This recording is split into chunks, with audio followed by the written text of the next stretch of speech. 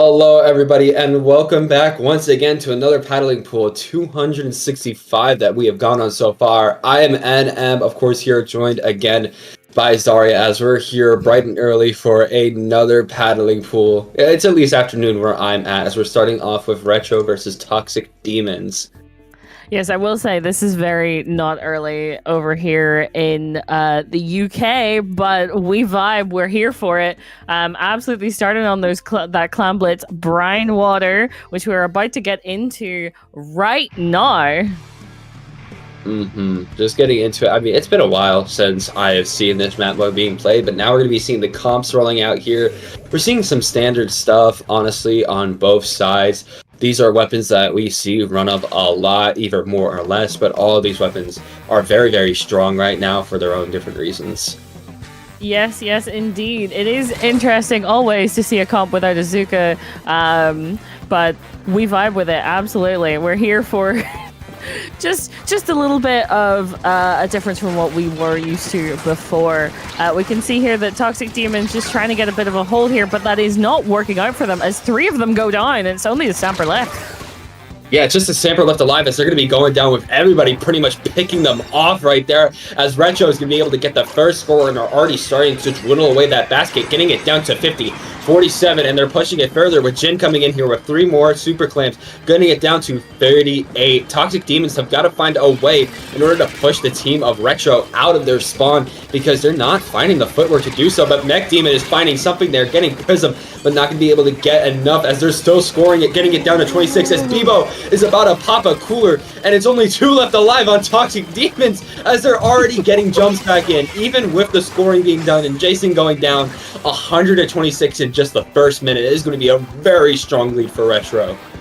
Yes, indeed. That is the way you want to open up a game, folks. Absolutely. And they still are in such a strong position here, but that might change with this Stamper coming out. And there are 2 down on the side of Retro. Finally, Toxic Demons able to get 2 power clams in, actually, which is a great start for them. And they're getting closer and closer towards that 26, which they need to get to take the lead.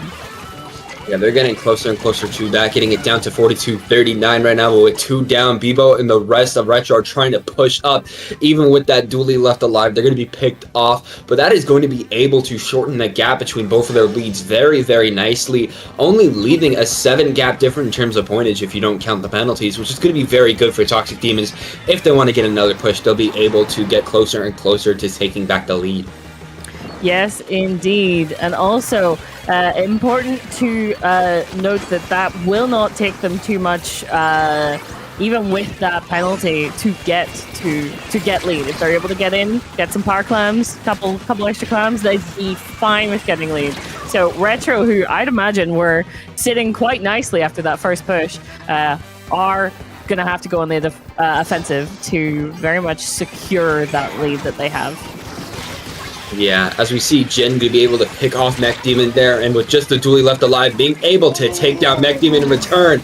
Div 2 Demon is trying to live, but that's going to be a wipeout on the side of Toxic Demons, and Retro is going to be able to store 2 power clams, and here might be coming a jump from Bebo. If they score it, that's going to be game 1 over, and there it is. Retro going to be able to take it with a clean knockout there. Very, very nice coming out from Retro. Toxic Demons able to get that comeback a little bit, but then Retro just, all they needed was that wipe, and they got it. And there you go. Game. Absolutely game. They knew that they could not be comfortable with the lead that they had. Because 26 is very nice. Normally, that is a winning push, but after what Toxic Demons were able to pull out in that second half there, Retro did know that they had to push even stronger, and they absolutely came out to do that. Yeah, that's what they came out to do. You know, they worked so well, and we saw them just kept jumping and fighting. There were so many times that Toxic Demons were just wiped out there in that first game, and that really helped Retro to be able to score and get that knockout. They were just always on top of them. You even saw at the beginning, just like the Stamper getting picked off with everybody trying to make sure they were gone. They just wanted to make sure everyone was gone before they even thought of scoring, and you saw that both at the beginning and at the end. And now as we're moving on to Splat Zones on Mahi Mahi, you know, it's going to be a objective that's less, one-sided if it comes to it. The objective is like you're just ticking down. There's no scoring, knockout, stuff like that. It's just dwindling down the zone. Just holding your position, putting on a good defense, and just being consistent with it. So absolutely, we're seeing both these teams ready up. Toxic Demons know that they need to take this game unless they want to be immediately put down into the losers bracket. So I wonder if they are possibly discussing how to deal with Retro. I don't know. I'd expect Retro, like after that first game, they don't need to make too many changes here. So I wonder how Toxic Demons is going to try and deal with them this second game. Yeah, they proved that first game that the comp that they're using is going to be working really well with what they want to do. Just the amount of times they were able to push in, pick off, play off of each other immediately on game one it was very good coming out from them. So I don't imagine they want to make much changes, but this is still the start of the tournament, so they might be a little bit more prone to switching things up. But that's not what they're going to be doing here. But on the other side, we're going to be seeing some different kits coming out for the main weapons, as we're seeing, interestingly enough, the End-Parry Splat dualies, which is something you don't really see a lot. No, definitely not. Especially not in tournaments. I haven't seen much of that at all. But I can see that it would be useful to cover the zone if you're able to get into position. And with it being a dualies, sometimes you definitely... That role can help with mobility. But as I'm saying that's 3 down, and the last being that Remix backing up kind of, but holding their ground to make sure that Retro can't come in on the left that easily. But as I say that, they go down. Yeah, and we're already seeing Retro absolutely advance onto Toxic Demons, able to take down 2 as Jason is right in their spawn, trying to take out this Stamper, going to be able to trade with them as Mech Demon is making a nice push, going to be able to take 2 as they're pushing onto the right side. They have the Killer Whale at the ready, and even with the water level dropping, Mech Demon is looking to get the picks that they need, going to be able to take out Jin and contest the stone right now, but Jason is already on the Stamper trying to get the Crab Tank pick and is able to get a trade out, which is going to be able to take that Crab off the zone, but not before Toxic Demons are able to take it back and put a penalty on Retro. Yes, and that was incredibly important to make sure that Retro weren't able to run away with that zone even further. But Retro still able to find their footing again and get the zone back. You can see Jason trying to push up a little bit here, decides to back off, wait for their teammate and get some more. Ooh. Oh dear, that was not ideal.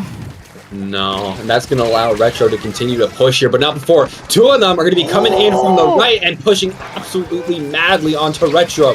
And Parry Splat is going to be taken down, but this Crab Tank is right back out here, going to be able to help their teammates take out the rest of the members of Retro. There goes Jin as it's back in control for Toxic Demons, as they're going to be pushing up and putting Retro in a pretty bad spot right now, as they got to figure out what they need to do in order to get back into the zone. But with a comp like theirs, they got Killer Whales, they got Triple Ink Strikes, they got Trizukas, and of course they have the Cooler. They're going to be able to find a way back in to be able to take the zone, as we're seeing so many specials fly out here. You saw the Triple Ink Strike. Here comes the Killer Whale 5.1 with the 52.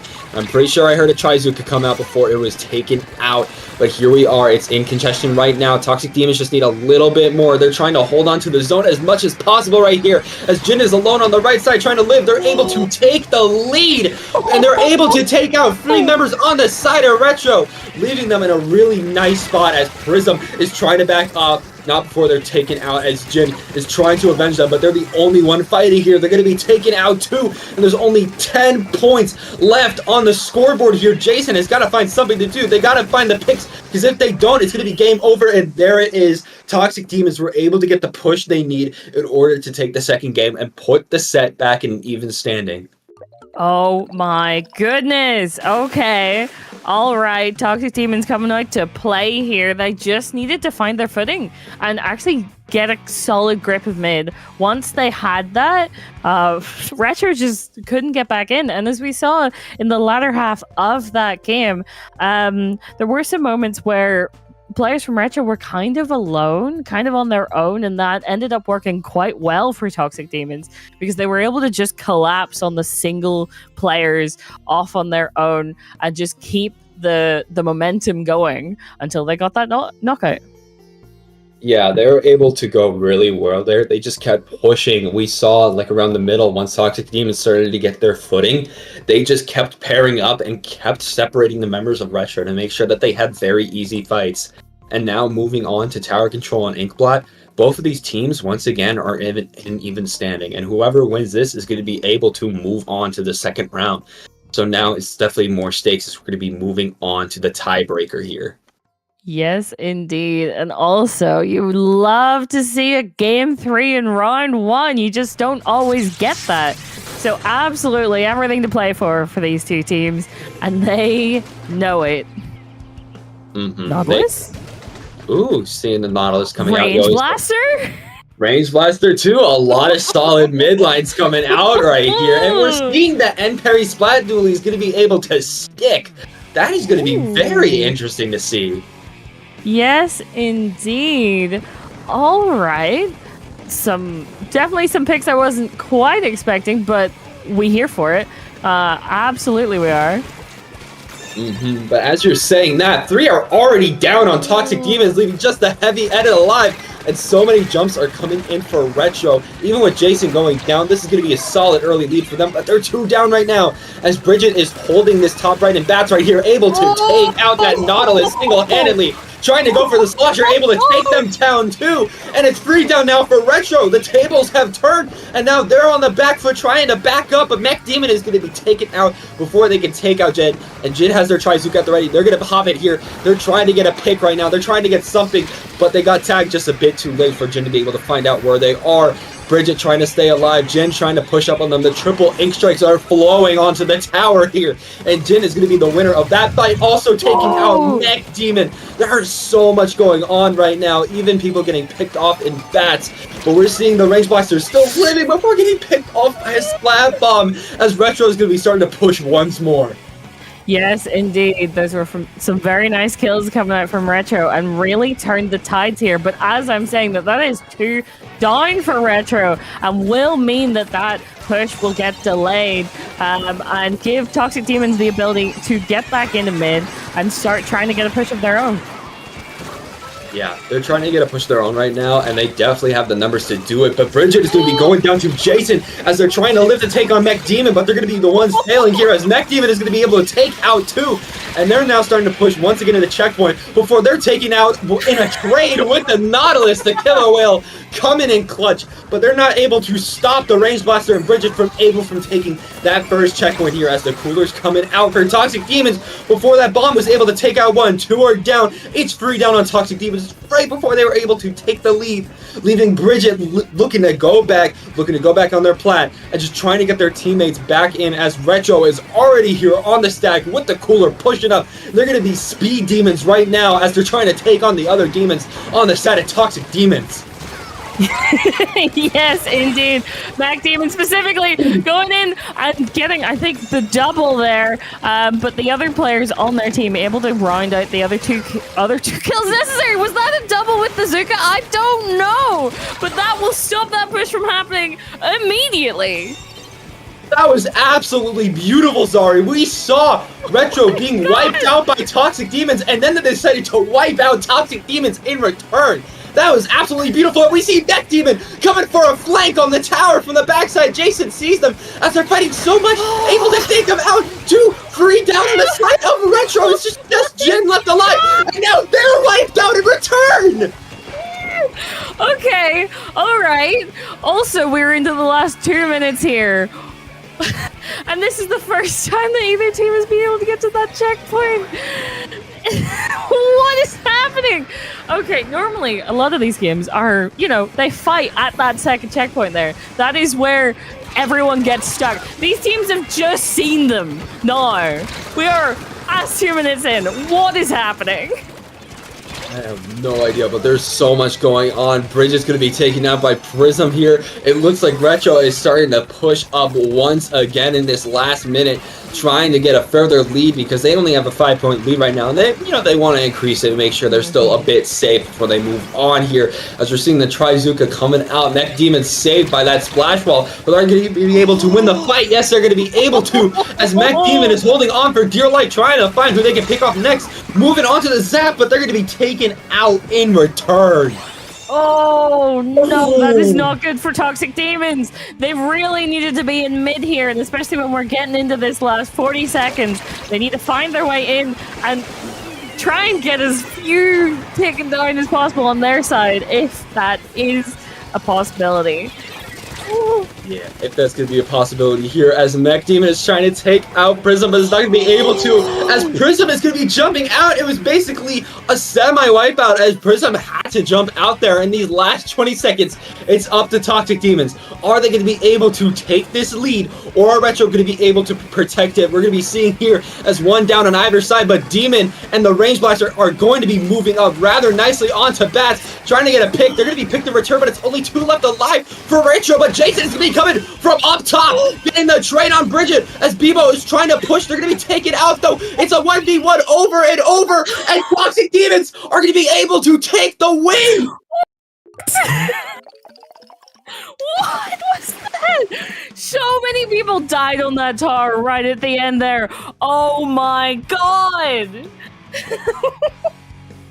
That was insane. One by one by one by one by one. We just kept seeing people fly onto that tower trying to secure it. But in the end, Toxic Demons were the ones to get the correct order and get the win there, leading it 2-1. You saw how well, you can see this instant replay here, how both of these teams were fighting. We just saw constant scrapping and constant wipeouts. That's not something you see a lot, but it was every 5 seconds. Wipeout on one team, wipeout on another, wipeout on this one, wipeout on that one. It was just absolutely back and forth, but in the end, Toxic Demons were the ones to come out on top and take the win. Yes, indeed. That was looking very, very difficult for them at the end. They knew that they needed to get to that 52 mark to take the lead. And it looked like it wasn't going to happen. The amount of times that people died on that tower, as you're seeing here. But I think that was Mech Demon able to stay alive just long enough to get over the points needed and get to that 52. Oh my god.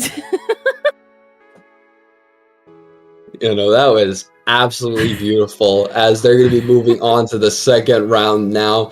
But Yeah, either way, that was round one. Yeah, that was just round one. That was just round one, and that was an absolutely insane match that we saw. Oh my god. Oh my god. But yes, we need to be getting ready for round 2, folks. I do believe we need to go do a little break here. But yes, everyone just stew on that for a little bit, because that was insane. This is the opener round, the opener set we've had, and I'm already kind of speechless. Oh my god. Same here, but don't go anywhere. If you like this exciting action going on in round 1, we got way more waiting for you in these next few hours of paddling pools. Don't go anywhere, as round 2 will be coming up just in a little bit.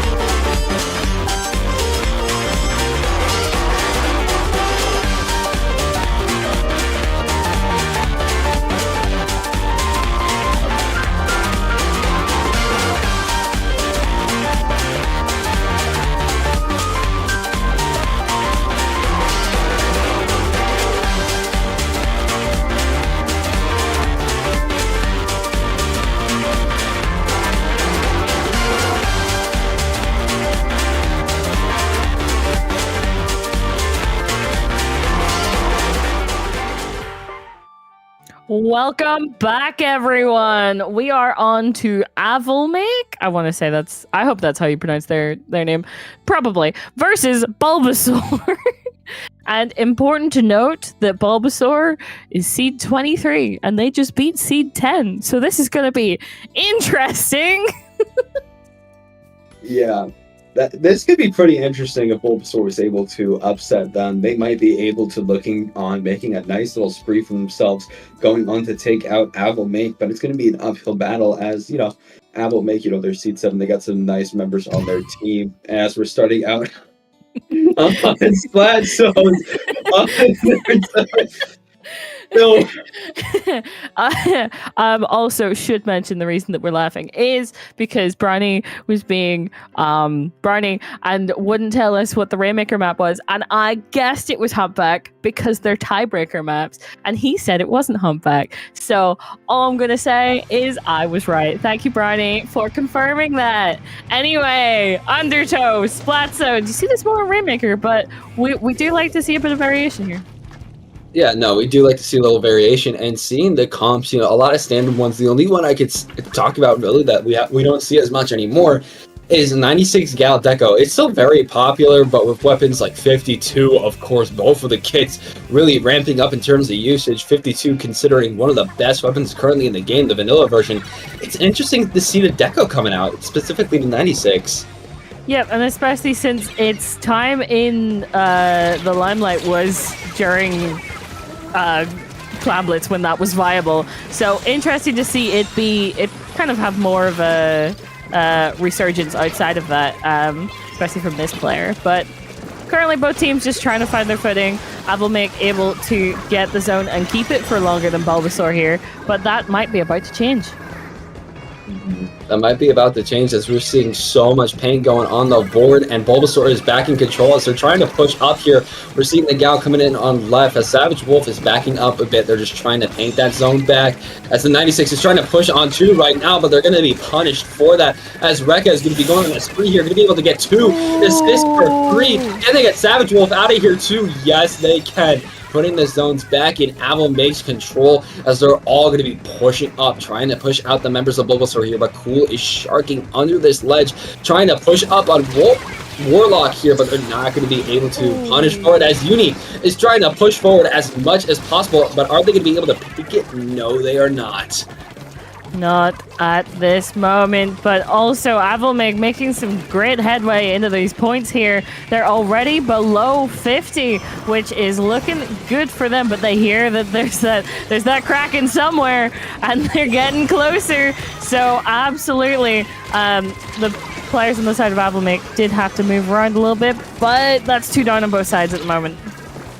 Yeah, it's going to be 2 down here as JJ is trying to push up on this left zone, getting the paint, but not going to be able to take out Uni just alone as they're going to be going in a trade here as it's going to be 25 points left for Avolmake to win. And getting that nice Zuka pick on Danny there from Warlock is not going to help him out in the long run as it's just 10 points left. The members of Bulbasaur have got to find a way to get in, but Savage Wolf is going to be taken out. Another one taken out, but they're able to take the zone in time, but not enough to push up from that, as they're going to be wiped out, and Avolmake is proving that might just be a fluke in round 1 as they're going to be taking them out rather swiftly in game 1, causing Bulbasaur to have to rethink their strategies on if they want to take them down. Yes, indeed. Now, we will be moving into TC Mako for the second game of the set, so that does play quite differently from Splat Zone, so it's still very much all to play for here, but Bulbasaur really need to take this game or else that's them down to the losers bracket. Yeah, they need to take a game or else they're going to be gone. And moving on to Tower Mako, they definitely have to be thinking more of an AoE-centric style if they want to be moving on here. They were able to use very well, and we had sloshers in that match. I mean, something like that is definitely what they're going to have to be considering for this upcoming game. Yes, indeed. I would kind of think we might not see that 96 again, but I don't know. They might stick it. They might be very they might want to stay with that weapon. But yes, with the Taro Mako, it is such a small kind of tight map that you do have to be aware of any and everyone who could be dropping onto you from height or sneaking up on one of the sides in a way that you weren't expecting. So both of these teams do need to be careful of that and be ready for what the other team could be bringing to the table here. You can get away with a lot more short range stuff here as well.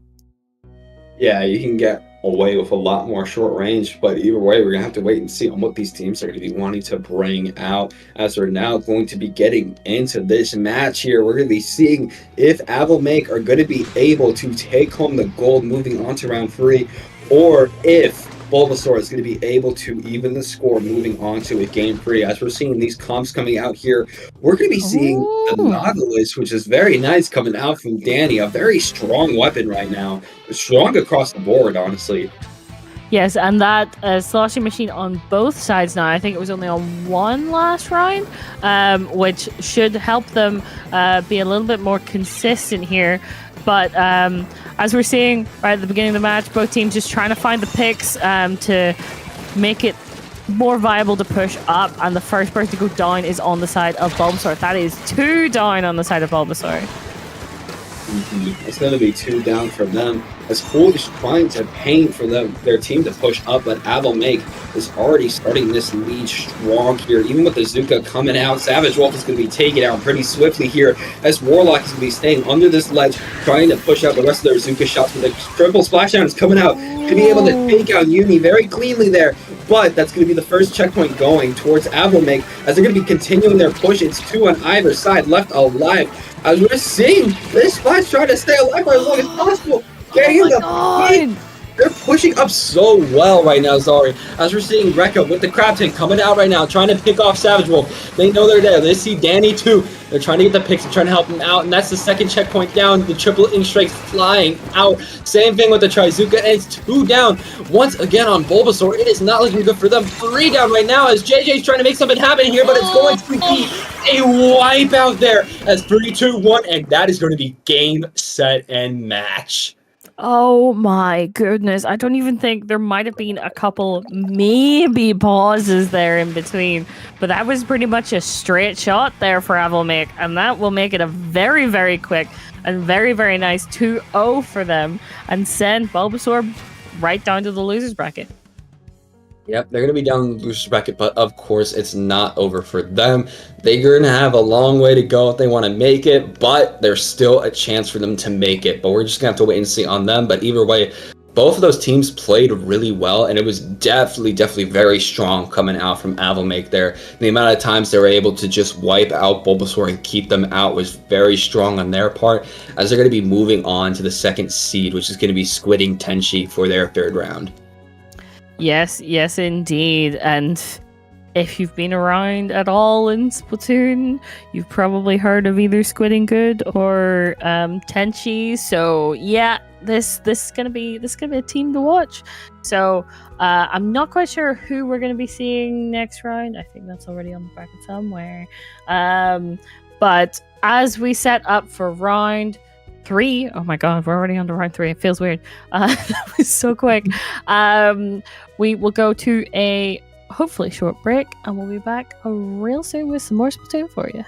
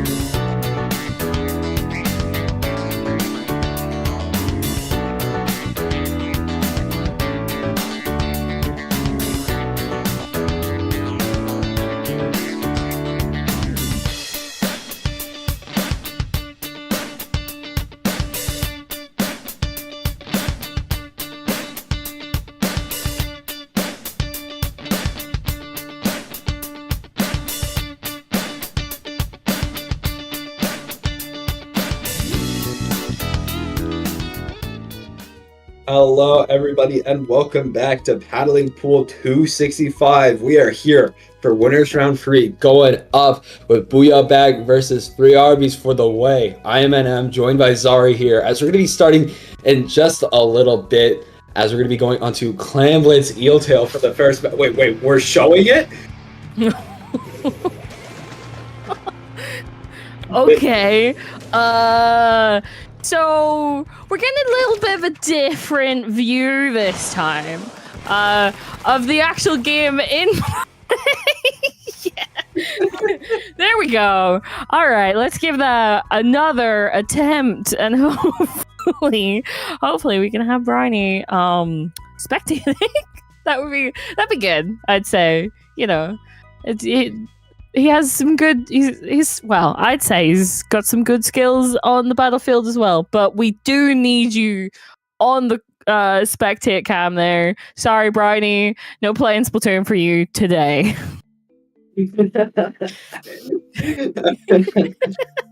Hey, sometimes you want to just jump into action. You feel me? No matter what. I understand that.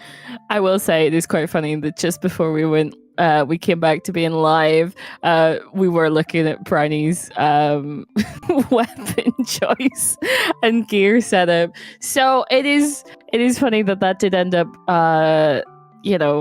happening.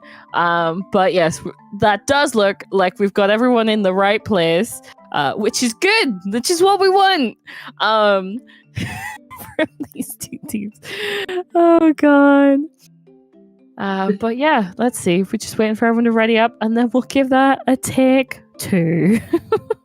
Let's give it a solid take 2 on Clam Blitz Eel Tail today. Seeing this map that seems to be coming up more and more for some reason. But either way, getting into it, seeing the comps coming out, we're actually seeing on one side, we're seeing a junior coming out from Toyoba, and that's going to be interesting to see. Don't really see a lot of juniors. There was a little bit when we were like, Big Bubbler is going to be the new meta, the copium of Big Bubbler, but that seems to have kind of died down. And on the other side, we got some standard stuff going on. And of course, the Zap Secco Fin combo that is suspected to happen when Sniper is banned. If we do that, that would be like the norm. Yes, indeed. But we can see that Booyah Back are getting towards this basket here. But the Sniper Rider is trying to stop it, not quite able to stop them before they get that clam in. Though 3 Arby's are going to stall and push Booyah Back out of mid, which will mean that there is that first push over and done for them. And also, they've lost a few people along the way there, which should make it easier for 3 Arby's to go all in and get the push started. Yeah, and there's only the 52 left alive of Booyah Back here as 3 Arby's seem to be getting so many points, getting it all the way down to 36, and they can get some more if they get the clams. They're going to be going for the super clam, coming in for the jump on the big bubbler. They're going to be able to score it. You're getting it down to 16 on this push, leaving PG-13 up here, trying to get the picks. Just 7 points left to close. They just need 3 more clams. 2, 1, and that is game 1. Going from an 100 to 0 push from 3 Arby's for the W, as it's gonna be them taking the first win. Okay, so was kind of expecting a bit more to happen in that game, but they just finished it. They were done with it. We're moving on. Game 2. What the frick? Yeah, that big bubbler definitely came in the clutch, allowing for so much space to be taken away from Booyah Back. Toyoba to be able to score clams there, but also for easy jumps to come in and get even more clams. That was actually very, very useful for them getting that victory here, as they're going to be moving on to Rainmaker and Museum del Foncino. I can imagine that big bubbler is going to be coming a lot more into play there too. Yes, that will be quite helpful for them, especially when they're making the push-up checkpoint and also crossing some easily sniped at regions. I would expect we still have those snipers coming out. They can come in clutch at times.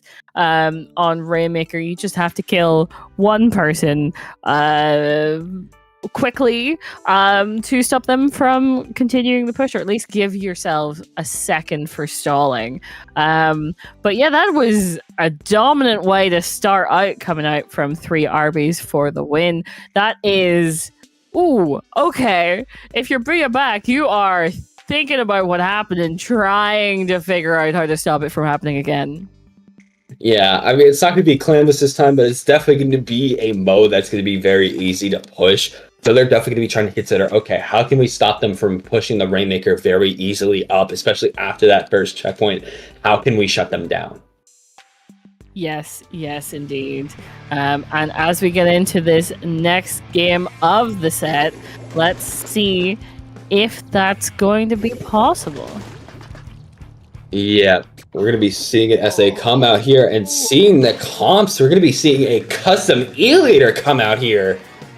Okay, that was not on my bingo card for the expectations here. We also do see them drop that Junior, which wasn't quite expecting, but fair enough. You can definitely work without one. Absolutely. Yeah, we're going to be seeing all these teammates flying around here. Yacht's going to be going down as we're seeing X Battle and Humo pushing up, trying to get the pick onto the apostrophe. Going to be able to get it. And that's going to be the first check going right away to Booyah back, as they're going to be booyahing back at 3RBs for the W, as they're going to be pushing up. Toyman trying to get the pick on X Battle, but they're going to be going down trying as they keep pushing. But PG-13's already up here on snipe with that crab tank. It's going to be expiring, but now they're going to be looking to try to get their super right back in there. But X Battle's going to be able to take out one of them with that flank. But either way, they're starting to come back, push up, getting Booyah Bomb, Booyah back out of their zone. Yes, indeed. But Booyah back still has quite a decent hold in mid here. They still have quite a lot of paint down, even though 3RBs are trying to push out now. X Battle able to take one, but does end up going down to a separate player. We are seeing people just going down left and right here in the mid. And 3RBs does seem to be getting a little bit more of a hold here, which is good for them and means they can actually finally start pushing. Yep, but P-Leader's going to be coming right in here with the Kraken, trying to see who they can displace. Going to be trying to get the pick on Toyman, but they're going to be trying to tap shot them here as they're going to be going down to them. As 3RBs for the W finally have the check and are going to be pushing up to get the lead here, as Proto is trying to push up on them right there. They have the tactic cooler right now. They have this advantage, but they're going to be only getting to 33 in this push. Only 2 left alive on the board right now, as the triple ink strike is trying to get the pop for 3RBs for the W, as they're going to be pushing up more and more. Yes, indeed. And as you were saying that, they definitely did push up more and more there. That is a very, very nice continuation of their lead, pushing to 16. That will be quite a struggle for Booyah back to get something quite that level, but it's not impossible. Yeah, especially for PG-13 to be going in here and to be able to take a trade on the Zap, as the Rainmaker is going to be able to reset, and now it's going to be neutral as Booyah back is trying to find a way to Booyah back at 3RBs for the W, but Toyman was able to take 2, but P-Leader is trying to avenge him with this Kraken. Going to be able to come out there and take the pick on Toyman, as they're going to be pushing up on Yachts, but they got to back up as they're almost expired, as now their life is expired. Going to be picked off here as the Snipe Rider with the Rainmaker trying to push up, but the Zap is going to be able to drop on them and get the pick, but it's only the custom E-Leader left alive right now, as the rest are respawning, trying to come back in. The fight is in their spawn, so they definitely have the advantage there, as Toyman was just sniped out of existence there by P-Leader. That was absolutely brutal. Yes, indeed. You gotta be careful. The E-Leader, as long as they can see you most of the times, they can kill you. So you definitely have to be ready for anything. But oh my goodness, this is still so heavily in 3RB's favor here. Booyah back do not have the people alive to even make it out of their spawn yet. And we're coming down to the last, less than a minute and a half here. 3RB's really need to find, or Booyah back specifically, really need to find their way out of their spawn. They really need to find a way out of it here, as Proto is trying to get some Zuka shots on someone, not going to be able to find it. X Battle trying to push into. They just need to find a way out of their spawn if they want to be able to combat the members of 3RBs. But with P-Leader coming up here, trying to get the crab, they were back down, not able to get the pick. Who were able last second to get the pick on the Rainmaker, able to stall the push at least for a little bit longer, but they don't want to push. They just want to stall out the rest of Booyah back to be able to make sure they couldn't come back out of their spawn. X Battle trying to use this killer well to take out Toyaben. Toyaben's so weak right now, but they're just dash dancing before they get picked off by X Battle. The 52 coming in clutch as the Rainmaker has been reset, but this dually is in their spawn right now, absolutely dashing away, able to take out the 52 too, distracting them for so long as Proto and the Zap are pushing up on Toyaben right now. They know he's down there and they want Toyaben gone. Trying to get that pick, the 1v1, going to be able to come out on top before Yas is going to be able to take him out in return, take out Proto. It was going to be picked off by X Battle, but right now they got a dash for this Rainmaker here, or it's going to be the end of it for them, as that's going to be GG's, the second game going for 3RBs for the W. Oh my goodness, yeah. Just Booyah weren't able to find what they needed that game. And 3RBs just constantly pushing, constantly looking to keep that that lead they had, making it bigger, and then absolutely keeping that strong positioning, constantly in their base, constantly looking to keep Booyah on the back foot. And they were absolutely instrumental in that, which does bring us to match point for Game 3.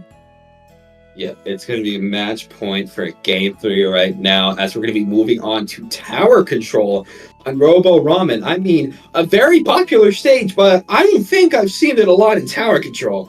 Yes, I would say it tends to be played a lot more on Splat Zones. You see it often on Splat Zones, but I have seen the odd bit of tower control Robo Ramen every so often. So it's certainly a weird one because it goes underneath. On that underneath path, doesn't it? Whenever, or I do believe so. This is me trying to remember the path of the tower. I think it does. I might be wrong. But be interesting to see if Booyah is able to finally find their footing here. I will say the E-Leader was a weird pick, specifically because with the Kraken, and it was the same with Splatoon 1 E-Leader with the Kraken, it puts you out of position to use it. So either you use it defensively when someone pushes you, or you have to find your way into the middle of the fray to find picks, and that can mean that you maybe get a pick, but you end up as the anchor dying for that. So it is definitely a trade-off that you have to make, and it can work out, but it's risky. Yeah, it's going to be risky, but as we're saying that, the match is going to be about to begin as all the teams are ready to go. Going to be seeing the match point coming out here. Is Booyah going to be able to hold it down for a little bit longer, or is 3RBs going to be taking this win here? Moving on, as we're going to be seeing the comps. We're seeing the custom blaster on 3RBs for the way, alongside Junior. Interesting. Also, Booyah sticking with the E-Leader, committing to it for this game. I am intrigued by that blaster with good positioning and the ability to either flank or just kind of get into the faces of the other players. It can do a lot of work very quickly. And as I was saying, that is 3 down against Booyah, and that's a delayed wipe, I do believe. Yep, that's going to be a delayed wipe coming out there, as they're going to be pushing further and further, getting the first checkpoint down very nicely here, as X Battle is already pushing onto them, trying to pick off PG-13, but it's going to be taken out swiftly by them, as they're going to be swimming back up to this tower with the bubble on it, courtesy of Toyaben. Just 2 alive on Booyah right now, as they're not able to find a way in, and the second checkpoint is already being dwindling away. Here it goes, out. They're already past the second checkpoint, as Toyaben is opting to be a battle junior here, trying to get the picks, trying to get the bombs on the board. It is 3 down right now for Booyah. It's just the E-Leader left alive. They need to get their Kraken in order to push in with this 3rd checkpoint down, and nobody's by the tower right now. It's not looking good. Just 1 point left on the the board. They were able to take it last second, but that's really not much. That's 3 down. It's just the E-leader. They got to come in clutch here, but they're not going to be able to, as even with this Kraken coming out, 3 RBs for the W. We're able to have a really, really nice push and take that 3rd game, take it out Booyah back at a 3-0. Yes, indeed.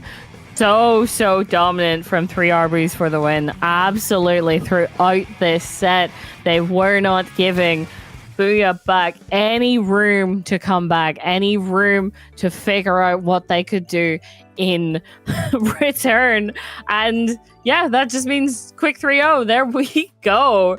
But yeah, 3 RBs for the W. Absolutely so strong this game, able to just keep Booyah Bomb or Booyah back even from getting any kind of position, especially with that opening delayed wipe, really helped them keep that momentum. Yeah, no, that was able to keep them like just so much nice momentum, and we saw here even with all that, P-Leader was not able to come in clutch and take that tower in time. There was just so much pushing power coming out from 3 RBs. The amount of times they were able to pick off Booyah back, combo with this triple splashdown, combo with the bombs, combo with the bubbler, being able to take him out so nicely. You saw this triple coming out from Yachts there at the start. The blaster was such a clutch pick, and with that, we're going to be seeing 3 RBs for the W move on to winner semis. Indeed, and that does mean that Booyah back are going down to losers. We might see them later. They do have a fight to go through to get there. But yeah, what a quick set though. That was not what I was expecting. But sometimes it just happens like that. And with that in mind, very quickly, we are now going back to a break as we wait for set 4, which that was actually quarterfinals, so semis to be ready. Make sure you guys stay tuned.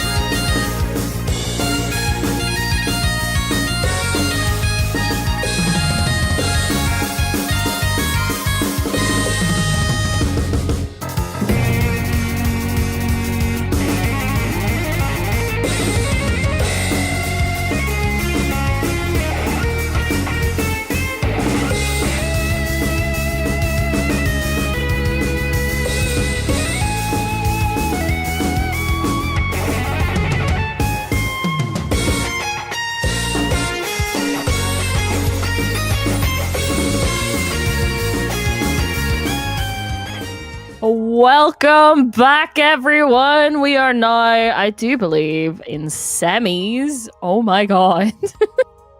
Yep, all the way in semis, and it's only been an hour and a half since we've begun the broadcast. We've been moving along fairly well, as now we're going to be moving on to this semis match with Squidding Tenchi, which is a fusion of Squidding Good and ASC Tenchi, versus Punchy and Friends. Quite literally, Punchy from Frutella and Friends. Yes, indeed. So this should be quite the match. Very much looking forward to see how these players play against each other. Obviously, Asen coming out with that Luna Blaster, not a surprise. We do have that 96 coming out from Porky. Interesting. Yeah, I know that whenever I watch Porky, it seems they're always on that 96 deco, so I'm not surprised that they're sticking on to what's pretty much their baby as we're starting out here. And so much control is going in the favor of Squidding Tenchi. They're already putting their cooler on Punchy's plat, saying, yeah, we're just pushing them right up in there. We do not care. That Fizzy making swift work of them as we're seeing Maiko and Asik trying to move up. Maiko getting swiftly punched in the face here as the Kraken's coming in. They burst out the basket here as Porky is already trying to move up the splash wall, doing them no favors as they get a 60, getting another super clam in as Albo is trying to pick off Maiko and Asik, trying to get more. Can they get any more points with just 2 left on the board? They were able to get it to 54. They're able to take out Asik. They're able to get 48, 45, 42, 39. They're making so much scoring right now. Sorry, you're doing so good. They are indeed, and just keeping it up, keeping that basket open. Down to 27, 2 down still, very consistently on the side of Punchy and Friends. This is down into the teens here. Oh my god, 15! We're bringing them to 6! We're They got one more! And they got one more! And they do! Oh my goodness. That was absolutely crazy. All right. Okay, so that was game 1. What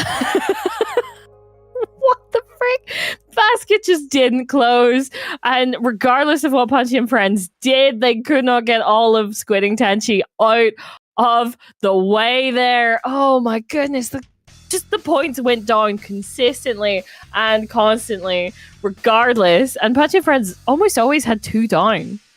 It's not helpful. No. Punchy and Friends always had 2 down. Squidding Tenchi was just always able to make quick work of them getting the picks. And because of that, they were able to take that first game pretty smoothly as we're already going to be moving on to tower control on Undertow Spillway. Yep. Yes, we are already on our way here. Squidding Tenchi just coming out absolutely swinging, and I don't think Punchy and Friends were at all prepared for that. They were ready to reset that and fight for neutral and have some other attempt at getting out of their base, but Squidding Tenchi did not give them any room to breathe, move, or get anywhere. And so going into game 2, Punchy and Friends have a bit of an uphill battle here. And definitely they've got some mental to get over from that first game. That was dominating.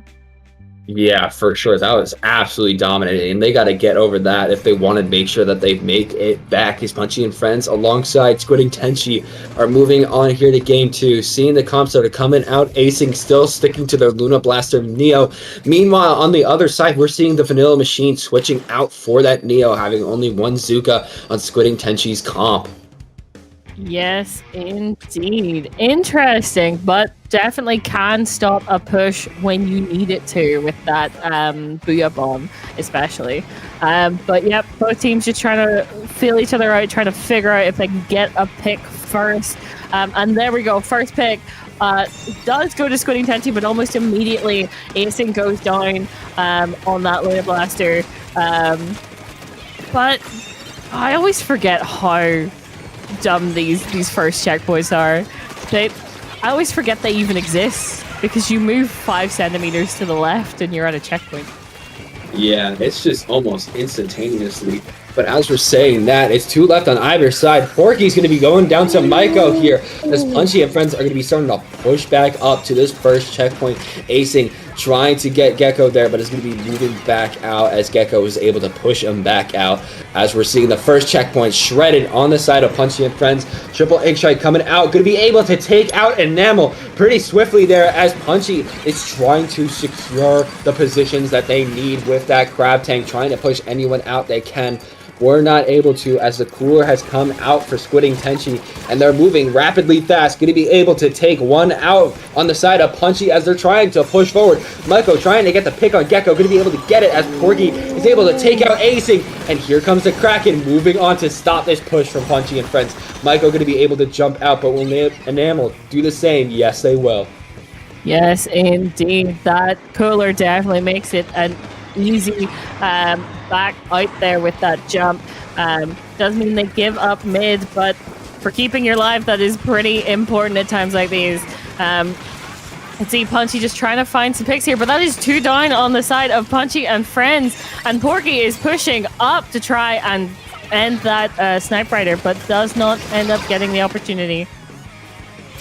Nope, they do not. Squidding Tenchi is finally going to be able to bust out that first checkpoint there, as they're going to be moving on, but Alwo and Gecko are going to be taken out by Acing here as they're going on an absolute spree.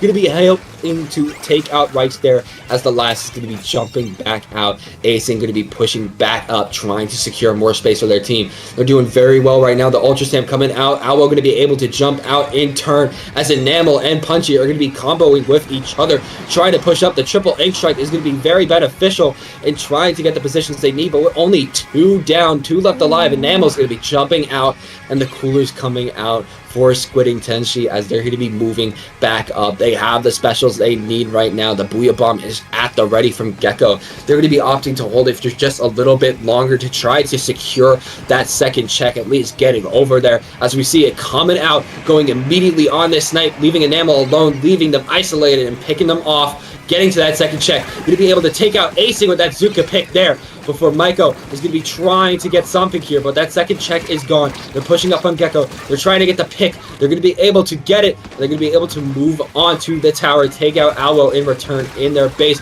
But Porky is right on there, getting some more points. Going to be able to take out Acing. Going to be able to get jumps. It's going to be all of the members of Squidding Tenchi on the tower right now, trying to push it. Porky with the Kraken coming out, coming onto Maiko. The third checkpoint is down. It's so close to the end here. And there we go. Squidding Tenchi, even after a little bit, it wasn't instant like the first game, but that even after a little while, they were able to take the knockout on Undertow Spillway. Yes, indeed. They did, as you're saying, take a little bit longer to get there, but once they got that momentum, they were able to push it the whole way to the end. And even there was that moment, not that where they'd pushed, I can't quite remember the number, but they'd pushed quite solidly into the 30s, and it looked like finally Punchy and friends were pushing them out, but Porky just stayed alive, gave jumps, and then the entire team was there again. So it looked like there was almost that moment where it was going to turn around, but Punchy didn't go down, or Porky didn't go down, and that meant that the jumps were able to be made, and it just continued to snowball out of control and in the favor of Squidding Tenchi. Yeah, that's what I say time and time again in all the different casts that I do. You got to make sure when you want to push back up from a team pushing up on you to get everybody out of there no matter what. Because if you leave just one person there in this meta, they're going to be able to jump in very soundly and going to be able to take you out, which is what we saw exactly at the end of that Undertow Spillway match. As we're moving on to Barnacle and Dime on Rainmaker, that is a little bit more, leeway. It's Rainmaker, it's on Barnacle and Dime. They should be fine, but either way, that's definitely something that they have to consider. And now they're going to have to reverse sweep. Yep, yes, indeed. Punchy and friends have an uphill battle, but it starts with the first step here, and that means they need to take this game or they're going down to losers. And we might see them later, even if they go to losers, but that would be quite a way back up for them. So they do need to be careful here. It's all, at least for now, resting on this game and then the next one. And if we see a fifth, that would be incredible. Yeah, that would be absolutely incredible. But in order for that to happen, Punchy and Friends have got to lock in for these next two matches. And now, as we're about to start going on to Barnacle and Dime, we're going to be seeing if that's exactly what we see or not. Also, worth noting, this is a Squidding Tenchi pick. This map mode combination. So, just to mention. Yeah, seeing the comps coming out here, there's not going to be any major changes. Gecko is going to be changing for the third time, but that's going to be going on to a Slosher. I mean, if you play Neo Machine, if you play V Machine, you probably play Vanilla Slosher too. It's not unexpected. But on the other side of Punchy and Friends, it's something very similar. If you play Zap, you play Snipe Rider, you probably play Heavy Edit too. Yeah, it makes a lot of sense. That is 2 down for Squidding Tenchi, though, and a very nice start here for Punchy and Friends. They are going to make this push straight up to the checkpoint. Though they do lose Enamel for that, they still have a position to possibly keep this moving if they're able to get a pick or two. Yeah, that's what they're going to be trying to do right now here as Porky is going to be moving on with this Kraken right on top of Enamel. Not able to get the pick, but going to be able to take out Acing with that jump as Rice here is just going to be picking up the Rainmaker, going into a trade with Punchy here as it's only one left alive. Them being picked out is not going to be good as Porky and Gecko are already taking advantage of this situation, pushing up to the checkpoint and just waiting for Rice to come back in here and just dunk that Rainmaker onto that checkpoint. Yep, they have so much space at the moment to make that push. And with 2 down on the side of Punchies and Friends, they do still end up losing multiple players in that fight, though. But with Porky up on that right hand or left hand side here with Gecko, this should make it so much easier for them to continue to push. And they do. They're going to be able to pretty swiftly 2 down on the side, 3 down on the side of Punchy and Friends. It's just that Scotcher left alive as they're going to be picked off. And that is going to be game, set, and match for Squidding and Friends. Yes, and wait. Hold on. Punchy and Friends, you mean? My brain short-circuited for a second. Yes, for Squidding Tenchi to continue on into the finals. Oh my god. Yep. And that will be Punchy and Friends sent out to the losers bracket. Yep, of course, Punchy and Friends still have a chance, as we're seeing on the instant replay here, just how strong Squidding Tenchi was. We've been seeing this with most of our matches today, just teams being able to play with each other and take out the opposing team time and time again, just over and over. They've been doing really well in that regard, and they're going to be one of your 2 winners finalists, going to be taking on whoever wins the other side of the bracket. Yes, which is currently between top seed Mikey Prime and Medaru, which we do tend to see a lot of Medaru dots about in here. There we go. I didn't know we had that. We can see the bracket. There are obviously teams still fighting it out in the losers as well. But this will be very interesting to see who's going to... Wait, is it not Medaru? Hold on. It's not Medaru. I lied. It is Mikey Prime versus 3 Arby's for the win. That was fair enough. I was like, what? That looks like a loser's bracket. Where's Medaru doing down there?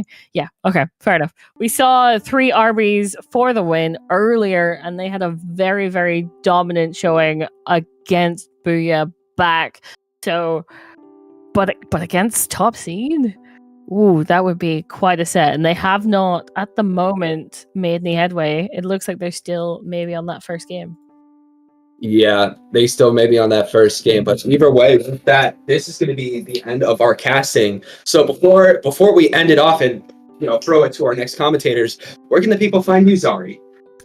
Well, you can find me on Twitter at SPL Zarni on the bottom of the screen, and also on Twitch at Zarni, where I'm a bit of a variety streamer, but I do like a bit of Splatoon and some FPS. It's good vibes. It's good vibes. But yes, NM, what about where can the good people find you? Okay. Ninstar123, where I pretty much just post about anything going on in my career, whatever's going on in my life. That's usually what I try to post about broadcasting. But either way, that's where you can find me. And I hope everybody here had a lovely time for these first few rounds with us. Absolutely. It was so fun to commentate. We had some really good sets. We had some sets where we were expecting different things and anything and everything was happening. So absolutely, that was so much fun. But we are going to be passing off to the second block of casters, which is Fufu and oh god. Right, I'm gonna give this username a go. Sigdukari. Hope that's your name. That's it. Okay, cool. But yes, we'll be passing off to them right about now. But thanks for having us, everyone. That was so much fun. Yes. We hope to see you another time, but don't go anywhere as winners finals are going to be coming up soon. So I hope you give the other casters some nice, lovely times as we'll be back in just a short moment.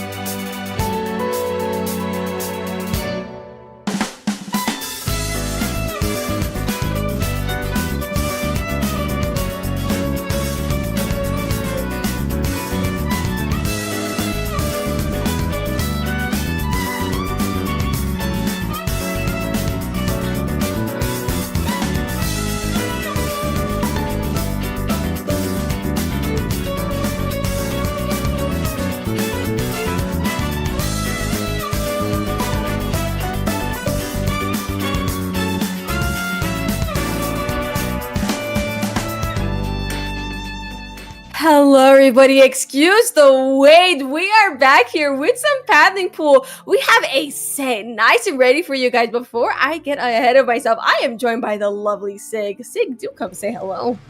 Hey, everybody. We got, our first game of the Winners Bracket Finals already queued up for you. It's 3 RBs for the win versus Squidding Tenchi. Let's get right into it on Barnacle and Dime.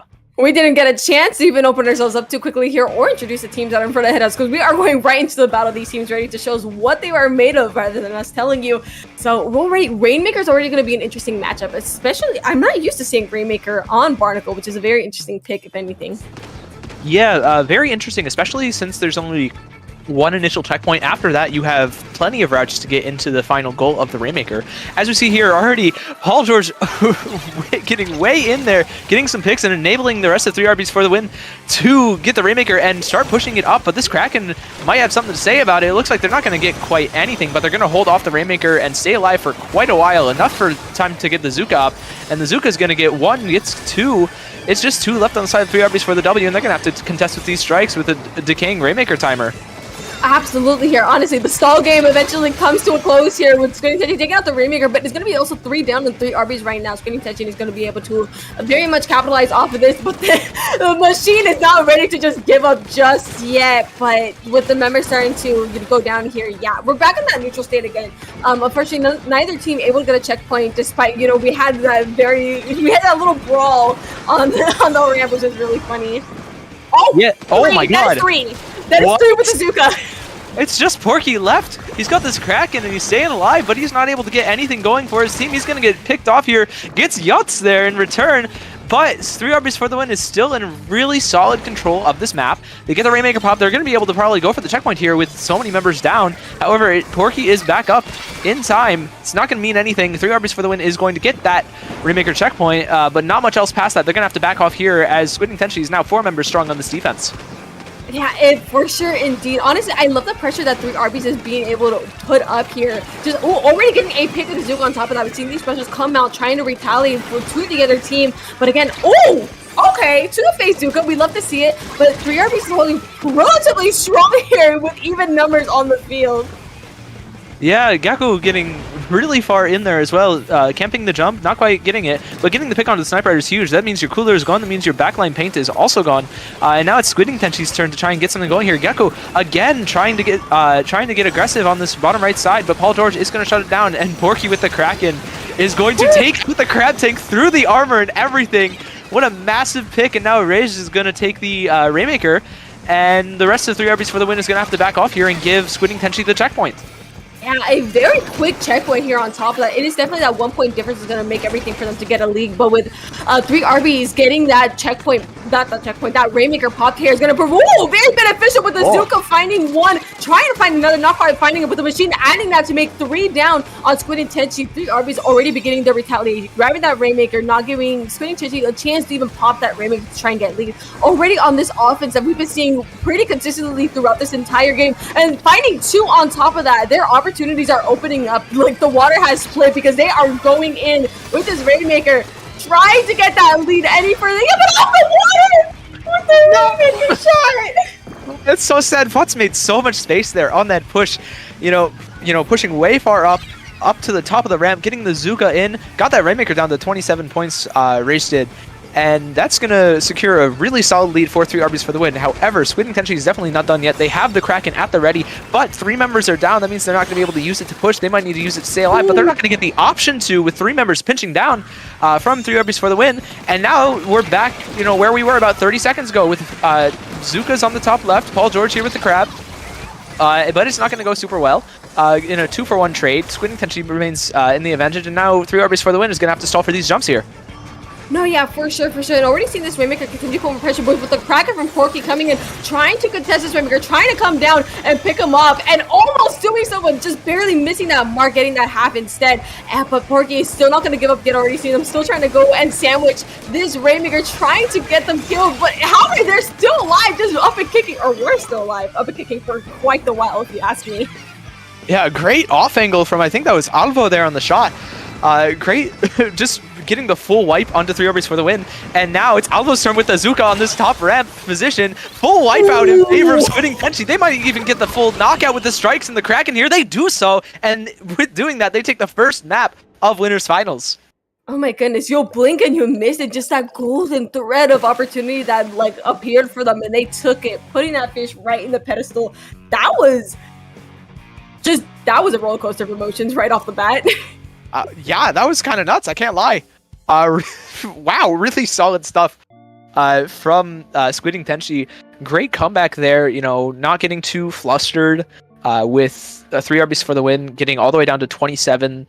You know, Rainmaker is one of those maps where if you get to top ramp, you can snowball a lead relatively easily if you have the specials, especially Azuka, to kind of, you know, hit that splash damage and get picks for you. Mm-hmm. And if you get the picks with Rainmaker, you can go, you know, like we just saw, all the way down to KO from 50 points remaining. Yeah, on top of that, just the knockout they got by the end there was just, it literally was just, that path is free, they took it and just knocked it out. I think it was just Squid Intention, like, from their first checkpoint to their second checkpoint, I think it was just a lot of like, here's that golden thread, here's that golden opportunity, and they just took it because both their checkpoint take and their KO take were pretty much like uncontested when they did get it until like the very end. Yeah, they're very good at playing for those picks, playing for that man advantage, and forcing 3 Overs for the win to back off whenever, you know, they need them to. Whenever, you know, they kind of dictated most of the pace of the game, if we're being real here. Especially, you know, seriously, with those picks. They had a great pinch just in the neutral game that enabled all of that offense to get to the KO spot as well. Oh, absolutely. I don't want to count 3 RBs out of this either, because definitely for most of the match, they were also in a good chunk of control, being able to come back quickly from their defenses, because they had a really good footing for most of that game. So I don't want to count them out, because I do want to see just how, like, you know, now that like we're settling back into a second match, I want to see how these teams are going to respond to each other now. Yeah, and it's going to be a great it's going to be a great neutral map, especially for you know, the game. We have Hagglefish on Splat Zone. That's the wrong way. It's Splat Zones on Hagglefish Markets. A very, you know, stock standard map. We've seen it for the whole game, and it's very heavily neutral based. Wait, pause. Our spectator is our. Oh no, we're back. We're so back, bro. We're so back. Brownie, look out for us, yeah. We were back.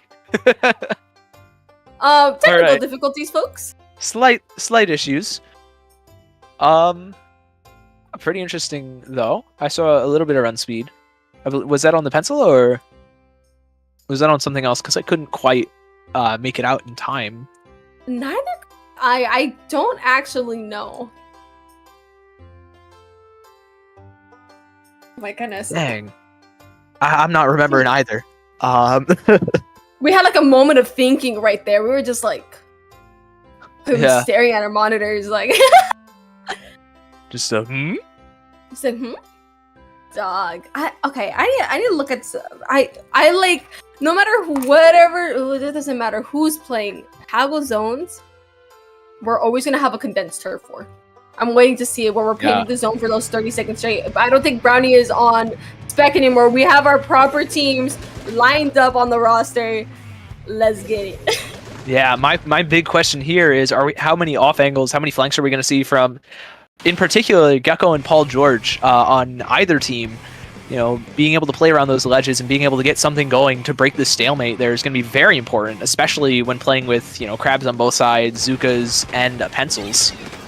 The main difference between the teams is just the category of bucket and the secondary shooter they have on the board. But oh Jesus, okay, oh wow, already coming in with the picks right off the bat, from Zuka to the face to just general picks, and there we go. That was basically 2 down and 20 catching. Seeing this pencil just trying to do everything he can to pick off that last member, doing so successfully right there. But of course, we are seeing a barrage of specials coming out on the field. Just hardly any points on, but of course those first 30 openings are going to be either that stalemate or absolutely all hell breaks loose, and that's what we just saw right now. Yeah, with this crab hop, you know, just trying to hold the zone, just making sure it doesn't go into the favor of Squidding Tenchi. But Porky here on this Kraken is going to try and get aggressive onto the Snipe Rider. Can they do anything? They get up onto glass. They're going to take a ton of space here. Going to drop down to try and help Gecko deal with Toya Ben. But Vutz is here to back up. Not quite going to lead to anything, especially with Oh my god, with Rage and Alvo to help deal with the slushing machine of Vutz, or with Toyoben on the shot as well. Squid and Tenchi is going to maintain really solid control, taking down past 60 points. Paul George, though, with the crab is going to mean a lot, especially getting the pick onto the Snipe Rider of Squid and Tenchi. That means they're going to be able to flip the zone and start chewing through this penalty here. For sure, seeing those Zuko's already out on the field, 2-for-1 special, but it is. I said we're seeing a little bit of flip-flop here because the zone was able to turn pink until it turned green and back and forth for a split second, but it looks like Squid and Tenchi is back on the offensive, trying to get even more picks on the field right now. It's just really seeing from the Let's camp to just everything they can to just continue to take down these points, especially when they're almost out of penalty. Yeah, Alvo getting 2 massive picks as well to hold this for an even further score on that bottom right side, getting both pick onto the bucket, and I believe that was on the Toyoben. And the Kraken coming in, dealing with the crab tank. That's going to enable Squid and Tenchi to maintain control of this zone, not completely flip it in favor of 3 Arby's until about 10 seconds later, which we just saw. But Toyoben goes down, and there's a Zuka pop to force a lot of people off. But Paul George is in the back line already, gets 2, almost, or gets 1, almost gets a second. But that's not going to lead to anything, as the other 3 members of Squid and Tenchi are going to push 3 Arby's out into their spawn again. Yeah, already back on that lockout song and dance. And those strikes on top of that too, you set that even more. And so forcing the Slosher out of position to get picked off, but it looks like it's a bit of a triangle death right there. 3 Arby's is coming in with the retaliation. That crab, that cooler is up and out. That turning that zone pink, or Arsplook, there you go. Turning that zone pink, already turning the tide. That was a really quick run back right there. And even more picks to help with that. Yeah, great specials. The strikes, like you said, cut off some buckets on the side, but it wasn't enough to kind of maintain that lockout. Squid and Tenchi 3 Arby's got a really good crab tank, some great picks as well with their Zukas, and now Porky's here going to try and make some more stuff happen on this retake. Gets 2 picks. That's going to be massive. It's just 1 member remaining. It's Vutz on this bottom left-hand side. Can they get anything? No, it looks like they might have to try and jump out. They get a trade. That's going to be huge for them. Just taking somebody out with them while the rest of their team charges these specials. We're getting ready for the retake. Squid and Tenchi, though, they're going to have to move fast because Squid and Tenchi's already chewed through the penalty. They're past 30 points, and they're ticking down even faster. Paul George with the crab, though, is going to force their way in with the rest of the team, but they're going to have to be aware of Porky on this bottom left, getting the trade. That's going to be really good for Squid and Tenchi as well. 10 points remaining, not much paint there, just Vutz and the Snipe Rider, and now Toyoben, but is it going to be enough? It is just barely! Oh my goodness! Just barely enough to flip those tides. Not as tight as a 1, but 3 is still definitely tight enough here. 3 Arby's now really does have to hold a good chunk here to the end of the game if they want the win, but already seeing Porky coming with the Kraken, taking 1 off in the back. Just, oh my god, these Krakens are going crazy here from Porky, but unfortunately going to be going down there. 3 Arby's is now able to have a solid control of the zone, putting themselves into lockout position. It is 1-for-1, but Squid and Tenchi is the one with specials ready right now, and they are being unleashed, ready to take back what they think is theirs and taking it back so successfully. The zone for here, even if it was just for a split second. Yeah, even if you flip that zone back for a little bit, you're giving 3 Arby's the pretty sizable penalty back that they're going to have to chew through. And with 20 seconds left, it looks like they're going to need to not let that happen again. As Vutz gets in here, getting pretty aggressive, not going to win the fight against Alvo, and it looks like Squid and Tenchi is going to be able to take control of the zone. This might seal it, especially with Alvo's Zuka. They're going to be able to pop this relatively soon, but the Snipe Rider on 3 Arby's gets a pick. Not going to quite amount to much as Paul George goes down, Parky pops the Kraken, and that's game 2 in favor of Squid and Tenchi as well. The Kraken was glitching through someone's inkling. Yeah, my eyes were a little bit there. I just noticed that. I had to point it out, but oh my goodness, yeah, Squid and Tenchi absolutely coming back with momentum. Even if they got cut off at that 3-point, they were still able to hold it really well. They're applying penalties as necessary. Oh my goodness, especially at the end there when they took their Snipe Rider out, that was it. Because fighting against a pencil against a condensed zone like that, oh my goodness. So honestly, just really good picks on the end just to seal the game on top of that. Yeah, great work. Like you said, the pencil has so much control of that map from just sitting up in glass, being so far back. The only way you can really contest it is with specials. Not even bombs can really help you, especially with such a condensed mid. You're funneled through when you even want to toss it. And then you have to deal with the 3 other members. You have to have something that just arcs over and just one-shots the pencil before they can get anything going, like Azuka. Zuka. Yeah, Zuka mindset goes strong. Already. because I want to see it. Well, I don't think We it's need to gonna be fight going that. anywhere. Dad, we got the 2 shots strong on. We got 1 shot per side. We have a pencil on each side and a very open map that's gonna help with it even further. Honestly, I wonder if they're gonna. I'm assuming they might just keep their pencils just to not have to opt for a different shooter for cooler. And it's an open map regardless, so I don't think their comps are really gonna change much because those sloshes are gonna be really good on the ledges already. That pencil's already gonna get more paint covered, and of course, you can't really go wrong with the Zuka. Yeah, pencil's very strong on this map just because of how open it is. Like you said, strong pencil, strong Zuka map, and it really leads to a lot of stalling out, I guess is the best way to put it. Since there are only like 3 real routes to get on the plat. As I say that though, there's only 1 pencil and it's on the side of 3 RVs. Rage is opting for the NZAP 85 instead. As we get into the map here, looks like Gekko and Porky are getting a little bit aggressive. Gonna get a pick onto Toyoben and another one onto Vots, I believe, as they're already onto the ramp of 3 RBs. Gekko's getting even more aggressive, having that Zuka at the ready as well. Alvo's gonna pop it. Both of them are coming out. Not quite gonna find any picks just yet, but a lot of chip damage and a lot of forcing back of the rest of the team. But Paul George is here to answer with the crab tank, with the dually rolls. They're gonna get the pick onto the power clam and stop a lot of Squid Tenchi's aggression here. Yeah, and with nerves are still. Oh, Sports does not. Oh my goodness, that was so good. That is currently 3 down on Squid and Tenchi. 3 RBs having a complete man advantage here as Squid and Tenchi members are coming back in with those strikes, ready to go, coming out, making even more space, and a power clam right on the brink of being made. Going in, our first score of the match is going to be going for 3 RBs here. Absolutely coming in with the aggression right now. Yeah, and now Toyoben's in a great spot. Oh, gets picked, but scored a couple more extra clems here. Paul George with the crab is going to hold strong for the rest of the team just to keep it open. Porky, though, with the Kraken is going to find one and just hold off the rest of 3 RBs before they can get a score that's, really far away. Just keeping them to 68 points remaining. 60 isn't a bad one to start with. It's always going to be better than just solely the 80, so it still works. But the Zook already, Squid and Tenchi coming out, trying to find extra picks, trying to give themselves any more of an advantage that they can with 2 power clams on them and one of the members going down. It is a 1-for-1 as bloodshed. These fights are starting to happen. Like, oh my goodness, unfortunately it's going to be Squid and Tenchi losing 2 of their power clams right there, but leaving Paul George to fend for themselves here on the dualies. Oh, this is like a cat right here, man. It's just like barely missing each other.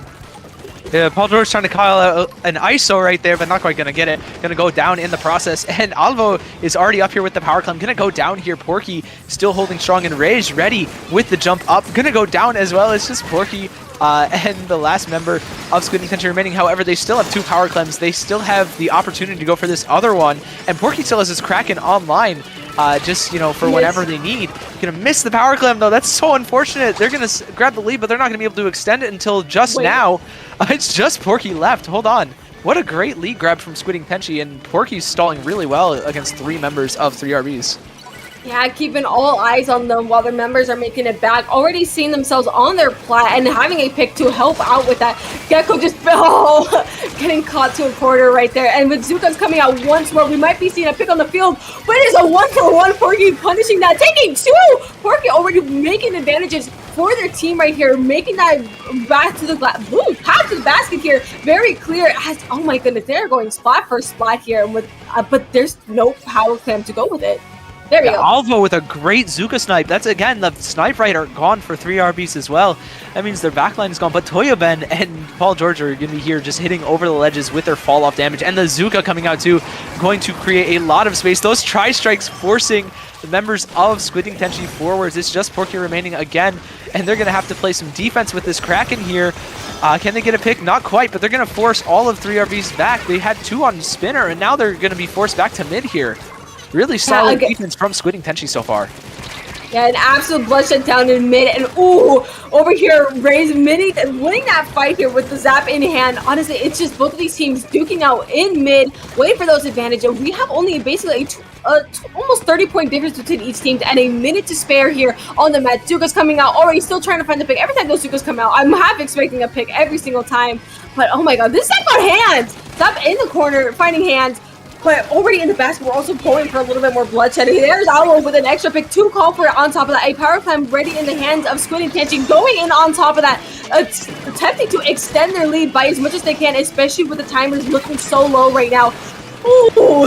Toyo Ben with a great 180, going to provide a lot for this defense, as well as Paul George trading Geku with Crab for Zuka. It's just Porky remaining, but Porky with the wall setup is going to find a very aggressive drop from Toyo Ben there. And is going to shut down, again, a lot of the offense, a lot of these drops getting back into mid 4-3 RBs. Squibbing Tenchi is just playing great control, and Toyoben is doing as the best he can. He's playing really well on these ledges. Getting the pick onto Alvo, especially, is going to provide a lot. That Zuka's going to be down for quite a while. And it's going to provide 3 RBs a window, but Porky is there again, getting 2 picks. It's massive for Squid and Tenchi. They're already back on the plat. Geku hitting some directs as well just to rub it in, and Squid and Tenchi takes us at 3-0. My goodness, a clean score sweep here for Squid and Tenchi. This turn that they didn't even need the power clamps they had at hand. There was no pity for 3 RBs to come and grab, so already sealed into place. Squid and Tenchi just absolutely throwing hands this set. Yeah, they came to play today. They are not messing around at all. Oh my goodness. They played very, very solidly, just all around. Uh-oh. As our broadcast went somewhere into the deep, dark past, but regardless, Squid and Tenchi with the 3, honestly, Man, I think after they came to play. After, like, the first match, I think it was, like, they were, as they, like, started to fill up the other team, there's our replay here. What's it called? Oh, this is from our first match right there. Yeah, again, those Krakens from Porky put in so much work. Just Porky in general, playing behind the wall and getting aggressive with the Kraken there. On all 3 maps. Provided a lot of ways to get in for Squid and Tenchi. Like, Kraken, I think that's what I love about Kraken. Even with that, you don't necessarily have to get picks. Like, picks are going to be really helpful, but it always forces a team to move. So they are going to move and they don't want to be killed. And I think that can always be, like, especially paired with something else, it can be such a good moving forward special. And I think Porky was able to utilize all that, just causing some chaos on 3 RBs to allow their team more opportunities. And honestly, props. Yeah. One of the best specials to pair with Kraken is that Trizuka. We know it. We love to hate it, very strong at dealing with clumped up targets because of that chip damage. It has 3 massive shots to one-shot people if you're, standing in the wrong spot. And we saw that really well with both with all members of Squid and Tenchi. I believe they ran double Zuka for a vast majority of that set. I think they only double Zuka at the end. I think they switched the oh my gosh. Did they switch the buckets around? No, they switched. It was oh my god. I think they switched for a Machine Neo and with the Zap. Because I remember they dropped Neo game 1 as well. Did they do a game 1? I thought they had so. Pencil game 1. They had Pencil game 1, I'm pretty sure. Now I'm doubting myself. now I'm wondering. Hold on. I need to go back in the pod. Wait. Confirm. We need the confirmation saying help. Hold on. We're going. Hold on. The Twitch clips go back far enough. No, they do not. Can the voices in our head help us out and take a peek at the scoreboard? Can you show us our weapons? Can you show us the weapons, pretty please? We need, for our sake of peace of mind. Bro, it's not. Wait. No brownie. For a peace of mind, can you show us a scoreboard for the Rainmaker match, pretty please? So we could see what weapons were played. Oh, the moment of truth. Wait. One more. Oh, it's Machine Neo. They swapped the buckets on us. They swapped the buckets. They pulled the switcheroo. I can't believe this. They had regular Machine on the second one, but they had Neo Machine on. No, they didn't. I'm being gaslit. They had myself. You were right. I gaslit you. I can't believe this. This is the one game they had double Zuka, but the Zuka pairs so well. Back to the original point. Zuka pairs so well with Kraken, and it does with strikes as well. I mean, we saw it from Gecko and Alvo in the first 2 games anyways. Oh my goodness. It's just an incredible job done here from both teams, but Squid and Senshi coming on top with that 3-0.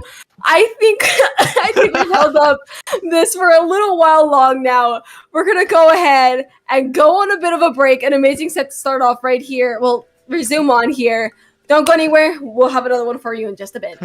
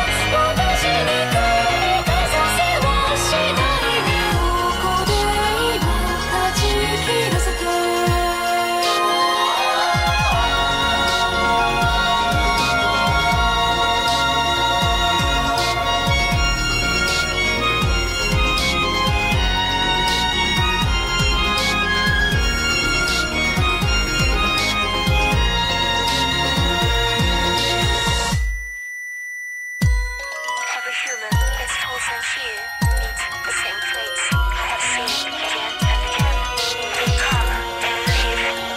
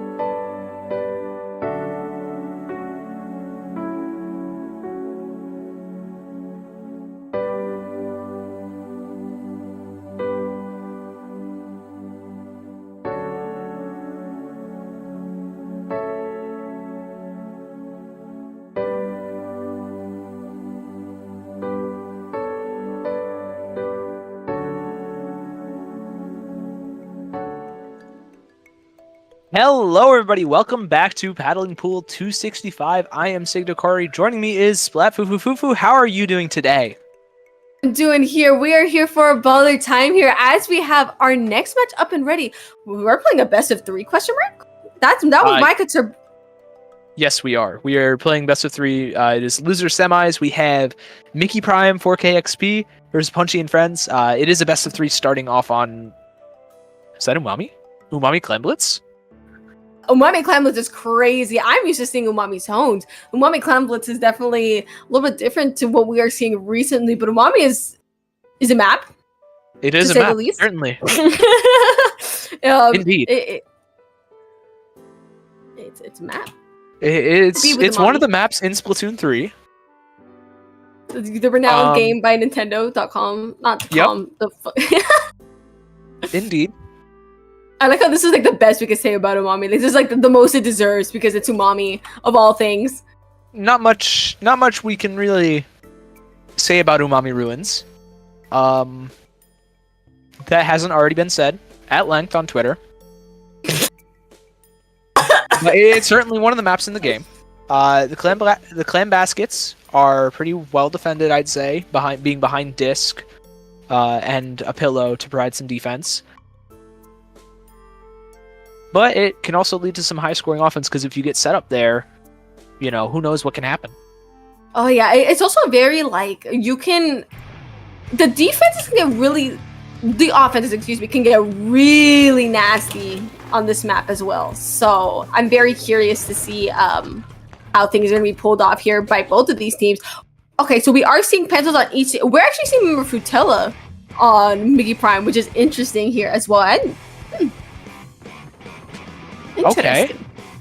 That is a Luna Blaster Neo from Acing. I'm enjoying the pick. I think we saw him run it earlier this week. We saw somebody run it a little while ago. As the Sniper gets a pick, and Durham is already getting picked off as well. Acing getting super aggressive on ZZZ. But the 52 gal prevails behind the wall. Punchy is going to have to rotate around here a little bit just to stay in a safer position. As Punchy and Friends is already in a pretty solid spot, just maintaining control of mid, but Hortensia is going to have something to say about that. For sure. We're still stuck in a bit of more of a stalemate at mid as teams are taking one off each other, but we are seeing a double flank back here from the Stamper. Oh, ZZZ able to close it off, but get picked up here. It is a pick for pick here on the, and the bucket just, oh my goodness. Mako, like the vocal and Mako, what's it called? Coming in and just, oh my god, it is cleanup right here from Punchy and Friends. This is the power of friendship that they have been warning us about all this time. But we're still in mid as these teams are getting their clam economy up and ready to go. Yeah, they've had a lot of mid control here. ZZZ is going to have something to say about that, though. Trying to get another pick. Going to go down to Acing's Fizzy there at the end of things, though. And with this cooler, I think Punchy and Friends is going to look to get in, especially with that hammer from Acing. Not quite going to find anything, but they're not going to sacrifice that much because the cooler was up, and you know the hammer was killed pretty early into its duration. However, Hortensia's here trying to get way in, not going to find anything, but going to force 2 members all the way back into spawn, and 1 member is still underneath the basket, meaning Mickey Prime 4K XP is going to have a lot of space to work with, but the strikes are going to come in for Punchy, and they're going to be able to retake a lot of that space back. Incredibly important. The more turf you have, the more space in general, and you slowly want to inch your way into that basket if you can. But seeing oh my goodness, cancel. Yeah, no, this is like both of these teams like get good picks, but it's just their teammates that come and clean up. And I think that's also a good reason why we've been in such a stall basically for the first 2 minutes of the game. We are basically 2 minutes in, and no clams have been scored against. But I feel like once one of these teams do get something in, it's going to be huge. Yeah, these teams are playing very disciplined, playing very well. Like, we just saw Acing get 2 picks from the hammer there. That's huge, getting shut down. But when you're putting your team up in a 2-for-0 and they're able to take back the rest of mid, you're in a great spot, and that's a great hammer. But the Zuka from Durham is going to come in and get 2 picks, 1 onto Enamel, and I believe 1 other onto the Splash that just respawn. Punchy is going to get that crab in, though, going to take out ZZZ and going to shut down the aggression from Mickey Prime and going to enable some for his friends over here. Sure, I do want to note, Punching and Friends pencil went out, so they're playing without an anchor, trying to hold down this 4, but quickly responding in. I think they're going to be in position in just a second. Yeah, we're still in this middle space, and I like, even despite having 3 down on Punching Friends earlier, Mickey Prime still hasn't been, like, wasn't able to get a clam in, or when the opportunities are presenting themselves, it's just the other teams come back to meet so fast. I'm not going to be surprised if we go into 100-100 overtime by the end of this. Oh, there's a very good chance. And like we were talking about earlier, this stall-heavy map, the basket is so well protected, but Hortensia is going to get the pick onto the Sniper Rider with the Zipcaster. Stay alive as well. Going to look for more onto Acing. Not quite going to find it, but stalling enough to stay alive and it'll enable the rest of the team to get a pick onto Mako on that bucket. However, one's going to get traded out. Same with Acing, going to find Durham there. And now it's, we're back to stalling out. We have Punchy on this crab again, just punching his way through. Mako assisting off that. Getting a pick for it, and ZZZ is the last one left in mid. Yeah, for sure, for sure. And here comes a Hammer trying to make way all over again, trying to getting a pick actually, and it's just Punching Friends trying to make that space again. They are currently at a bit of a number advantage, or we're at a number advantage. Yeah, this is what I mean. The cleanup game is absolutely insane because you see one member go down. I mentioned it already, but like one member go down, and then someone else from that same team is going down. So right here, and then Punchy coming in, and then trying to break the curse of the cleanup right here, trying to get extra picks, but not quite being able to. Pencil taking him down right then there. Do you see what I mean? Yeah, no, these trades are incredible. You see Yoshio getting a huge one, just shutting down any aggression that Enamel could have gotten by jumping in, by taking out Punchy on that jump. And now, because Punchy got a little bit aggressive there, Mickey Prime is able to move way up. They are going to get picked off. No trades quite yet. But now ZZZ is going to get one, but Mako's there to trade back again. Like you're saying, they're just so freaking good at trading, playing these 2v2s, 2v1s, and everything. This is incredible play. Even if it's like super stalling and low scoring. Yeah, it's just like, it seems like the risks are taken to a minimum with these teams. And I think it's just also adding to the stall here. But honestly, worst case, this game goes, wait, that's a jump! That's a jump in! That's a jump in with the basket! They're not willing to take it into overtime! Punchy and Friends with the jump ending this 5-minute stall. Acing, you sneaky rat. Oh my god. What a flank! We almost saw it happen about a minute earlier, but it didn't quite go off the way the Punchy and Friends intended. But it doesn't matter; they still got the score off. What a great sneak from Acing and the rest of Punchy's friends. My goodness, no, yeah, and now we'll be sitting there underneath the basket. Just that split-second opportunity. I know the VC must have been like, go, go, go, go, go, go. Bro, especially against players of this caliber. Oh my goodness. Look at Acing here, just sneaking the Fizzy in close to the disc, giving enough time just for Enamel to jump in, and the Hammer to stay alive too. Incredible stuff. I feel like that game wasn't real.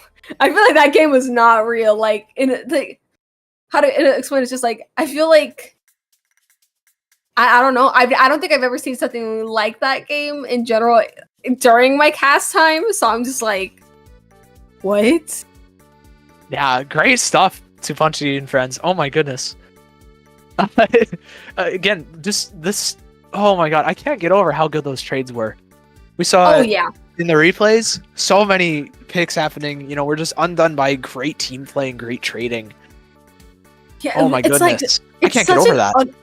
Absolutely, I feel like it's so underrated. Like, people don't give enough credit to the team cleanup, to just being able to pick off members that take someone off of your team, evening out those numbers. And like I said, they just did such a damn good job of it that we were in a 5-minute stall.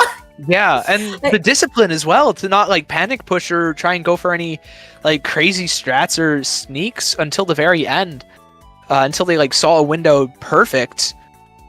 Great stuff. And like, it's definitely something that could have gone punished as well. So it was like, I think it was like a do or die moment where they're just like, we need to end this game, and that opportunity just presented itself, because they very well could have just been picked off there and lost half their team. Oh yeah, for sure. Again, that comes back to the discipline there.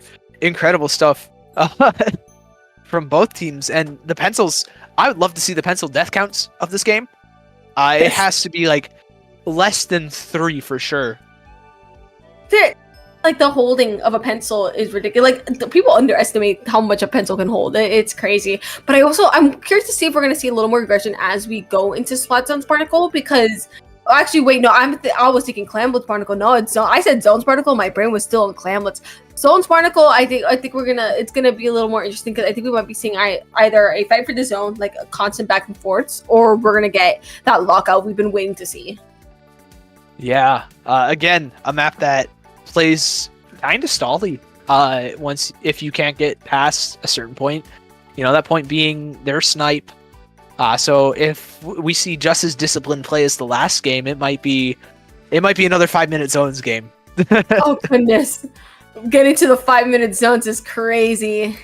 Yeah, kind of a nuts thing to happen. I mean, we saw it last set. I'm curious to see if we'll do it again, and if Mickey Prime can hold on to the set.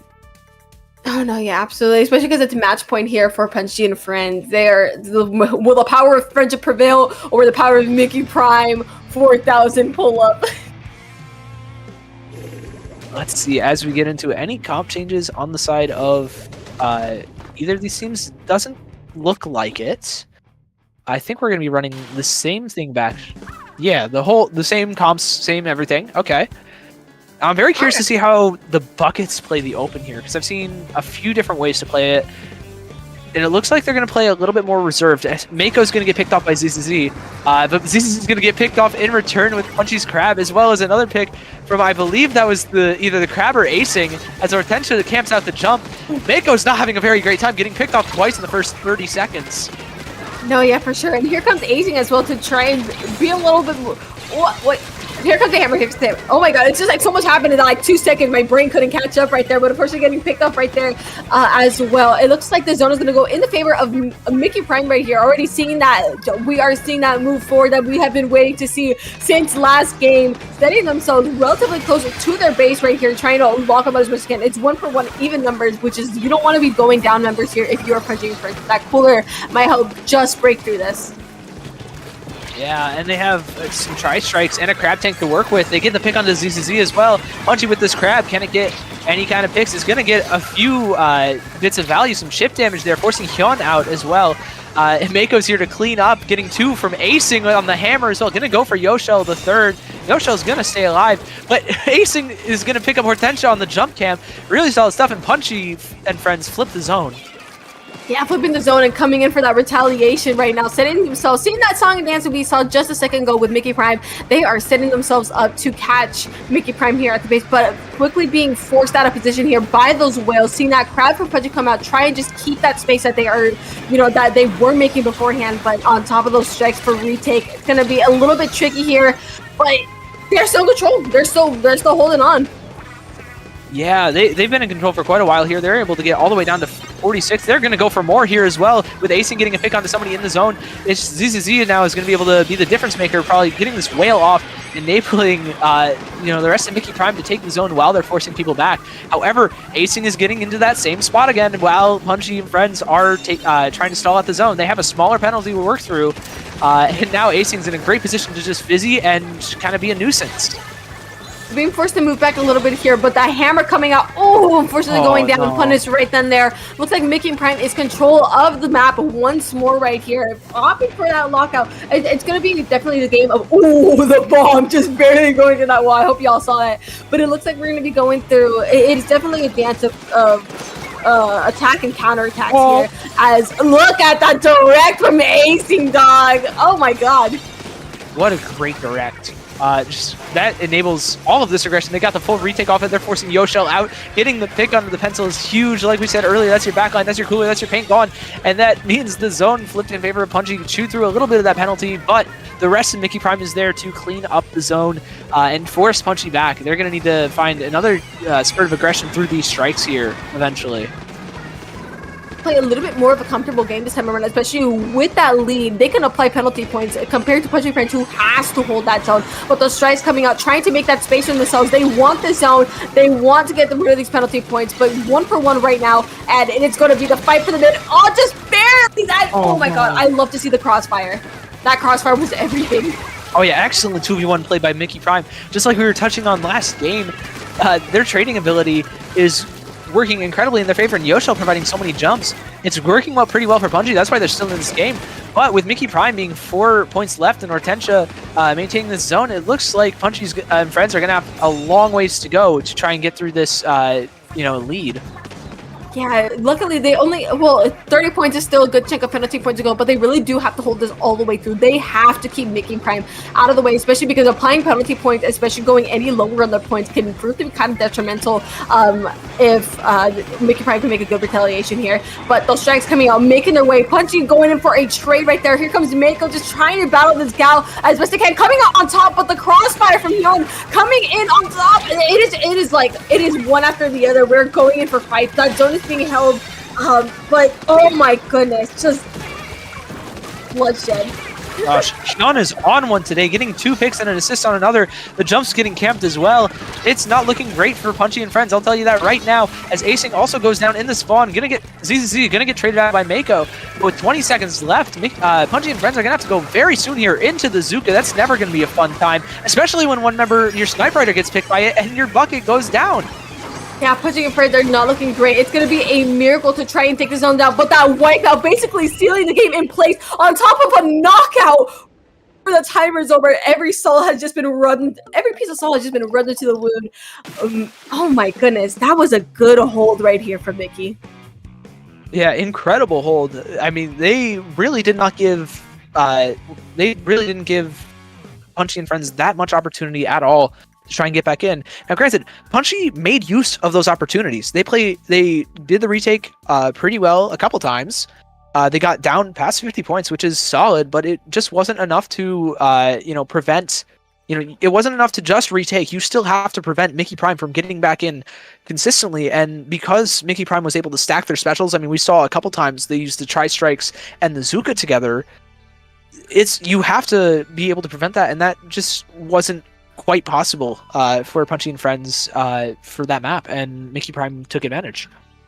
Oh no, absolutely. It's just, yeah, their ability to hold was just, they took advantage of the fact that they could, be a little silly, especially the fact that their timer was already so low. So they did take those opportunities to flip zones, even if they were 1 second, to just continue applying penalty points on top of that, which I think was a really good strat. And it definitely worked out in the end, especially when they were able to have those longer holds to that knockout. But I think what's interesting about this set is that we're at a 1-1 scenario on vastly different maps each time.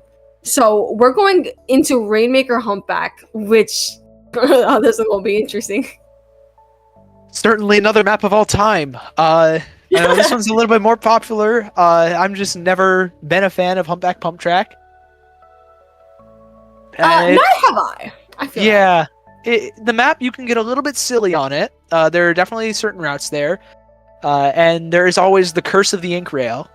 You have to break 20 points, but to do that, you have to get through that ink rail section up on the flat, and that can be a little bit tough.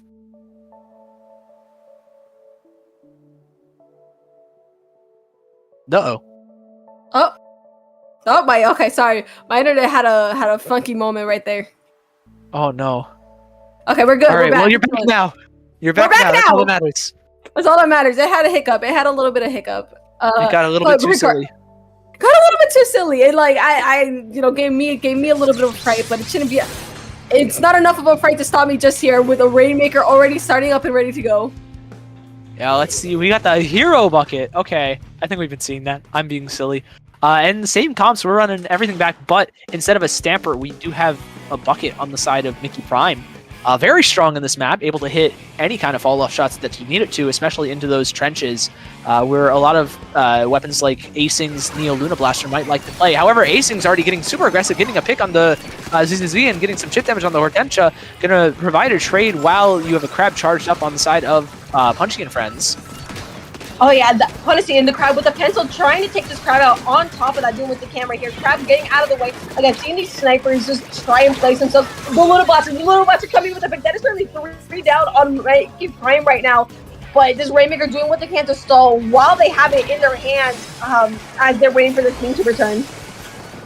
Yeah, a great stall from Hyun and from Enamel as well, just preventing Hyun from kind of sneaking the checkpoint. Let's see what Acing can do with his hammer here. Not quite going to find anything as Hortensia is behind. And going to pop these strikes here, going to try and get Hyun to push up, but Mako's in a really good spot to kind of counter this. However, going to go down on that ink rail. Again, that ink rail can be such a nuisance, and Hyun's going to push it really far already. Getting stuck on the ink rail, though. Oh, no. Stuck at 19 points. Good on for a little bit more, but he'll take that for a first minute and a half. They already have a really strong opening. Like, Mickey and Friends already have a really strong opening hit. Thinking at the 15, even if they're being driven out of the base of Punchy and Friends, you know, I don't think it's over yet, especially considering the map is literally humpback pump track. It's not over until that fish is in the pedestal. Oh, yeah, it is. It will never be over. Let's see. Z's here getting pretty aggressive. Going to try and find a flank. Going to get one. Not quite going to get Enamel on that heavy edit. Acing, in the meantime, is going to break through that checkpoint, getting picked off by the Zuka. And with all these specials coming up from Mickey Prime, they're going to maintain control of this elbow here. It's just Punchy left over. Trying to get a little sneaky. Not quite going to find anything. Going to have to back off here just to avoid getting picked off. And going to grab Cooler. Just playing for that crab right now. Finding... Ooh, almost finding Hortensia here. Very low, very low. Not quite going to find it, but with Cooler up... Yeah, with Cooler up, it's not looking terrible. Yeah, not terrible at all. It seems, with both checkpoints broken, it really is anyone's game nowadays. But oh my goodness, an incredible Zuka snipe on that crab as well. Anything with the crab, with the musk crab. That is a hammer in their hands, just trying to make a little bit more space for their team. But it looks like that Rainmaker is still stuck heavy in mid. Interesting. Yeah, I mean, we're seeing these trades left, right, and center. However, Mickey Prime is going to take advantage. They're going to, as I say that, they're going to be put at man disadvantage. ZZ's going to get picked off by a bomb. However, they are going to force a jump out and some falling back from the Punchy and Friends. They're going to have to deal with these strikes. But with Azuka at the ready, they're going to find 2 picks. But Acing, shutting down the Rainmaker. Great play there. Going to pop the hammer. Not quite going to get anything out of it, but stalling enough for Enamel to kind of set up right behind Elbow here. It's not going to mean it's not going to be quite enough to fully shut down the elbow control of Mickey Prime, but the rest of the team here is ready and back up, ready to fight. Yeah, Mickey Prime seems pretty adamant on trying to put this fish on the final checkpoint right here. They want to put the game in the ground, trying not to give Punchy Friends the opportunity to have it later. But look at that 3 down right now with the bomb stalling up the Rainmaker. That just might just be in a pedestal, just barely missing it at a 2 mark. Yeah, 2 points. You know, it's not much leeway, but it's pretty good if you're Mickey Prime. The only thing is, Punchy and Friends, they're getting a ton of picks unanswered here. They're going to be able to get back to being aggressive here. It's just ZZ. Never mind. Did they just sneak it in KO? Hello? Huh? Pause. Wait, what happened? Who grabbed it? We blinked and it was over. What happened? Huh? Excuse me? Did Hortensia grab it? Or did he? Wait, who grabbed it? I'm so confused. What? We blinked, and it was over. Bro, what? Hold on. How did they get there? I don't know. I can't even tell you. I couldn't tell you. A Rainmaker TM. Indeed. Literally, how the cookie crumbles. Humpback is just that map.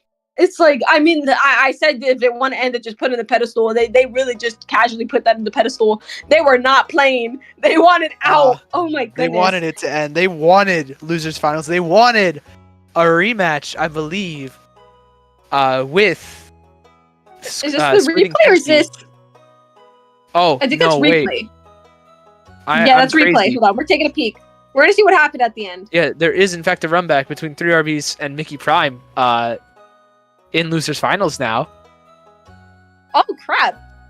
On God. Rainmaker be like, Rainmaker. yeah, there is. Wait, I can't believe this.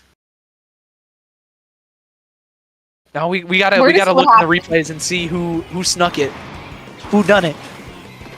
Who did it? Bro, they have like full control of this. What happened? The bucket was their corner. No way! What? That is the sneak of all time. That is actually, oh my goodness. Oh my god, what a sneak, what a shark. Great discipline to wait for all members of Punchy and Friends to be caught. Oh my goodness. Absolutely I can't believe ridiculous. that happened. That's impressive. At the same time, for not being caught no doubt. in that tiny corner. Outstanding shark, one-upping acing. Both had amazing sharks. Oh my goodness. The power of Mickey Prime just absolutely coming through. Again, I just want to say Mickey Prime's like momentum from the first game to like all the way to the end was just building up to the end, and Humpback was just they were going at it. They did not come around to play, and it definitely showed with that 2 months like reverse sweep right now. Yeah, man. Oh my goodness. They did the same thing last set. You know, they lost game 1 and to sweep the rest of it. Really solid stuff. Wow. The kings of reverse sweeps. They are. And they want that run back. They're getting that run back with 3 RBs for the win. That's gonna be very, very interesting, and that should be next on our set. No, if I'm not I mistaken. believe so. That is our losers finals. So Oh, okay. I think we'll be cutting to a break soon. I I don't. think we should be. Yeah, but we'll see you with losers finals in just a couple of minutes.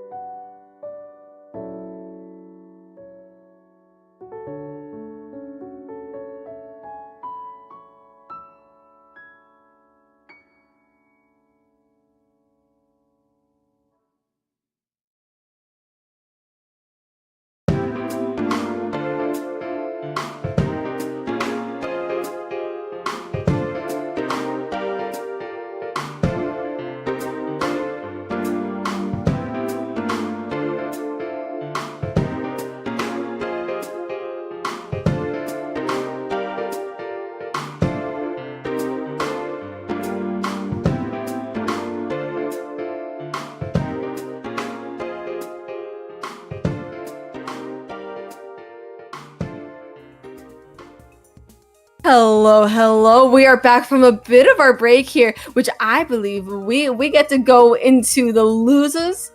I believe it's the losers finals, if I'm not mistaken here. I am joined by the lovely Sig Dokari. Come say hi, Sig. Yo, what's good, yo? We got a banger of a set. We just saw Mickey Prime 4000 XP beat, I believe it was Punchy and Friends, in quite a banger of a 3-game set. And they get to the run back now on 3 RBs for the win.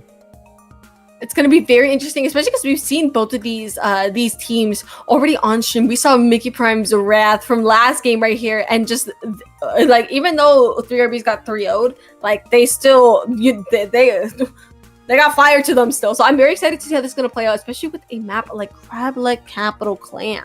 Oh. Yeah. Listen, even if they got 3-0'd, it was a pretty close 3-0. Those 3 games were pretty tight. And as we head into Crableg Clans here, let's take a look at some of these comps. Let's see what we're going to be running with. So I remember seeing ZZ on the 52 gal. I wonder if we're going to see more of that. Stamper.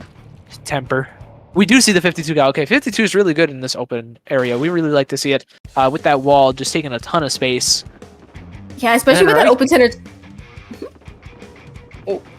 Especially like the open center, I think the walls are also just gonna help like wall out that pencil already with that first pick off in the favor of 3RBs on top of that. Yeah, it looks like they're gonna go pretty early in a 4-on-3 situation. Gonna be able to take a fair amount of mid here. Paul George already on the top here, not gonna have to worry about a lot of that. However, gonna go down to Yoshel on this pencil here. Crab going up from Paul George, trying to find another pick on the ZZZ, but they're gonna go just try and get themselves out of there.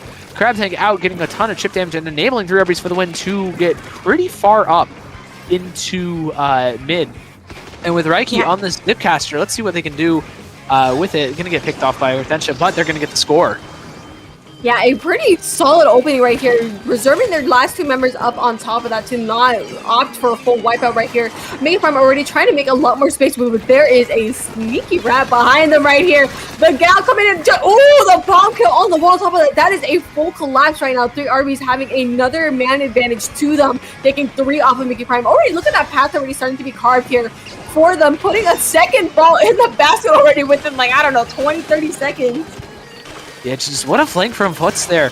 Really helped out 3RBs for the win, maintain that aggression, and a trade in the matter of that for 3RBs. They're going to maintain this aggression pretty well. They're going to have to back off, though. Yoshel is getting aggressive, and even though 3RBs is close to some specials, Mickey Prime is able to, replenish their members a lot faster because they're closer to their own spawn. But they're not going to be able to take full control of mid. As we see Z2Z here down in the bottom left, going to have to fight the Crab and 2 other members of 3RBs. Going to have to back out. Stays alive somehow as Paul George almost gets a pick onto the Crab. Going to provide a lot of pressure, maintain a lot of mid control. Not going to find a pick and going to go down, but stalling really, really well for 3RBs for the win. Yeah, being able to stall is such a powerful tool in on its own, but it's 1-for-1 right now. But it looks like a team of 2 down right now. On top of that, it looks like Mickey Prime is going to be seeing their opportunity to push very soon. Oh, no! Oh, I know that would hurt, but they're going to be trying to go for it. Unfortunately, not able to. Luckily, they have a second one and more clams to possibly be nearby, but I think that might stop that push at 80 right there. Yeah, it looks like it. As Raiki gets some good chip damage and some picks with the Zuka as well. Going to find that from Foots. Or Yots, my bad. And just going to get back to this aggression for 3RBs. They're going to try and get another thing going. ZZZ is going to have something to say about it, though. Getting the pick onto the power clam as Reiki is going to try and find an answer back onto Hortensia here with this caster. Not quite going to find anything, but staying alive pretty well. Going to go down, get their jump camped, and ZZZ is on the bottom here, going down to Paul George. The strikes coming in, enabling Mickey Prime to take a lot more space, like we saw them do so well in the past set. They're just going to keep going here with that Zuka pop from Hyun as well, just forcing some chip damage out. Hortensia is going to get caught out, but and a lot of specials here in favor of 3RBs. And with a pick, it looks like they might be able to get some more stuff going. For sure. Again, this is a lot of bloodshed on the field. It's almost like we've seen this before. They're really trying to come in through that right area. Unfortunately, not being able to find any value off of that going down. But it looks like Mickey Prime is slowly inching their way towards 3RBs, or were at least. we're seeing those back-to-back like kills again that we were seeing before. So it looks like we're kind of like at Stallbridge did, but the difference is we do have a lead from 3 Arby's right now. Yeah, and with the Zuka and Zipcaster getting popped, it looks like they're going to go for some more aggression. It's been a pretty low-scoring game, but I have a feeling that might change very soon with Paul George getting aggressive setup on the rail in the spawn of 3 RBs for the win. They're going to get aggressive, get a flank off the shot player. I think that was Yutz. Not quite going to find anything, but the rest of the team will and find a lot of control. We're going to get another power climb in, dropping the lead, down to 60 for the score. Paul George is going to drop as well. Just try and get some jumps, get aggressive here. Yutz not going to be able to jump that power climb in. Great jump camps from Mickey Prime, but they're going to have to come back, score about 30 points to even have a chance of taking the lead here. Possible, but they are definitely we're starting to get the space to do so as the counterattack began. But I think it's just that clan economy that really stopped them. They had that clan economy beforehand. They definitely, I'm assuming they possibly could have made a basket in by now. But it's those 20 seconds left. Luckily, they do have a power clamp on the back end right now, so the possibility is not gone. Oh, just wow! Look at that cleanup. Look at that. Do you see that? That was incredible. Again, these trades are doing so well. And with the power climb picked up, Mickey Prime is in a very good spot. Hortensia finding a pick, ZZ going down, but that's fine when Hortensia is getting aggressive, dragging 2 members over to the left hand, to the right hand side of the map. However, Paul George is here, and same with Yutz to try to just shut things down. Oh my goodness! And now they're just pushing way far up. It looks like it's not going to be a possible overtime win for Mickey Prime here. Then there. RB's taking the first game of set. This is, I have to call it the first games of set, like those testing the waters set. But 3 RB's coming out on top. Oh, but even if the score differences weren't huge, it was still like, oh my goodness, these teams are just like, look at that fist bump on top of that. I'm struggling to find the words here, but I think just both of these teams are rather close in terms of like where the skill levels lie. It's just a cleanup game. I'm not over it. I know these trades are looking so friggin' phenomenal. I can't believe it, man. Oh my god, these are excellent. It's hard to come up with the words. They're just that banger. If you ask me, honestly, so much that I'm lost for it. So we're going to talk about Robo Ramen Tower right now. Robo Ramen Tower. Tower. Power control. Jones. On Robo Ramen. Yep. Power control, yeah. Power control. It's like Muscle Forge. Oh God! It's kind of like Muscle Forge Fitness. You know, you have the tower going underneath the trench. That's about all the similarities I can really draw. Because it's like the tower goes straight down first off. That's not something that happens in Muscle Forge, and the mid goes up rather than down. But I didn't the trench reminds me. Yeah, I didn't think the trench reminds me of it though. Yeah, I can see it a little bit. Oh my god! Like I said, I didn't think I'd hear the words Muscle Forge Fitness within 2 days in a row. Like I honestly, I'm not used to seeing Robo Ramen on something like Tower, so I'm very curious to see how these teams are going to play out. And as you said, the tower traverses through the trench, correct? Yes, it goes through the trench. That would be where, like, between the 2nd and 3rd checkpoint, really. Interesting. Yeah, because in all honesty, I don't think I've played Robo Ramen Tower. Crazy. It hasn't been too common in rotations as far as I'm aware the past several months. I will say, it's very fun. I have enjoyed playing it in the limited opportunities I've gotten. I don't know. It is very strong for AoE weapons. We might be seeing some blasters, definitely some buckets. We've been seeing so many buckets recently. So we'll definitely see some buckets, but AoE is very strong, especially with dealing with that trench. Those buckets are necessary for the amount of cleanup they have to do after the kills. I mean, I'm just saying. But, like, honestly, bucket gaming is definitely to be expected, as you said. So I'm very excited over here. Yeah, great team fighting weapons, and I can't wait for us to get into this game here. Oh my goodness. I want to see how people play TC Robo as well, because you need to find ways, once you get to the first check, you need to find ways to deal with the other team that is mostly like playing from the safety of their spawn. I believe Pencil can still play from like that top right elevated area of the spawn that you see in like Zones and Clams and still hit the tower. I believe that was an angle that Pencil players can use. So I'm very curious to see how these teams will deal with that going forward in this map as well. Absolutely. I feel like at least on my point of view, it's a lot of curiosity with this map, especially with something as unfamiliar. So like I said, it's very curious and very excited to see how they're gonna do here. And it looks like these teams are just up and ready. So it looks like we're gonna be getting our answers very soon. Yeah, let's take a look at it. Blaster! There it is. AoE, baby. AoE, baby! And a bucket. Yeah, we're getting Hortensia on the bucket again. All right, like we said, that AoE is going to be massive for dealing with Trench, for clearing everything out in tower control. And let's see. I think Z2Z might be setting up for a little bit of aggression with that wall on the bottom left there. Oh, yeah, they are. Oh, they're getting aggressive. They're going to find some space, but going to get picked off, unfortunately for them. 3R Beast is going to get pretty aggressive, but the Zuka answer back from Hyun, not going to find anything, but going to force all the members of 3R Beast back, and going to get a ton of picks off of that later, off of that mispositioning. Really well played from them. Yoshel is going to have to deal with this crab. It's going to be great with Hyun on the flank. Great answer back. Again, these trades are phenomenal.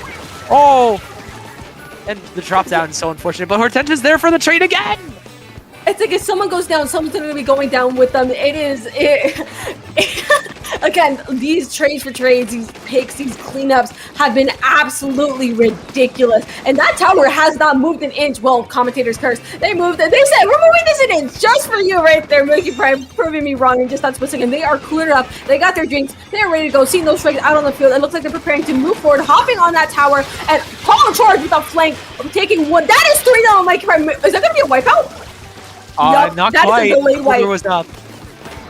But that is going to be a very, very good spot for 3R Beast for the win. Paul George is going to set this crab up, and with the Zuka pop, it looks like it's going to be a pretty easy alley-oop for some more score and more control for 3R Beast for the win.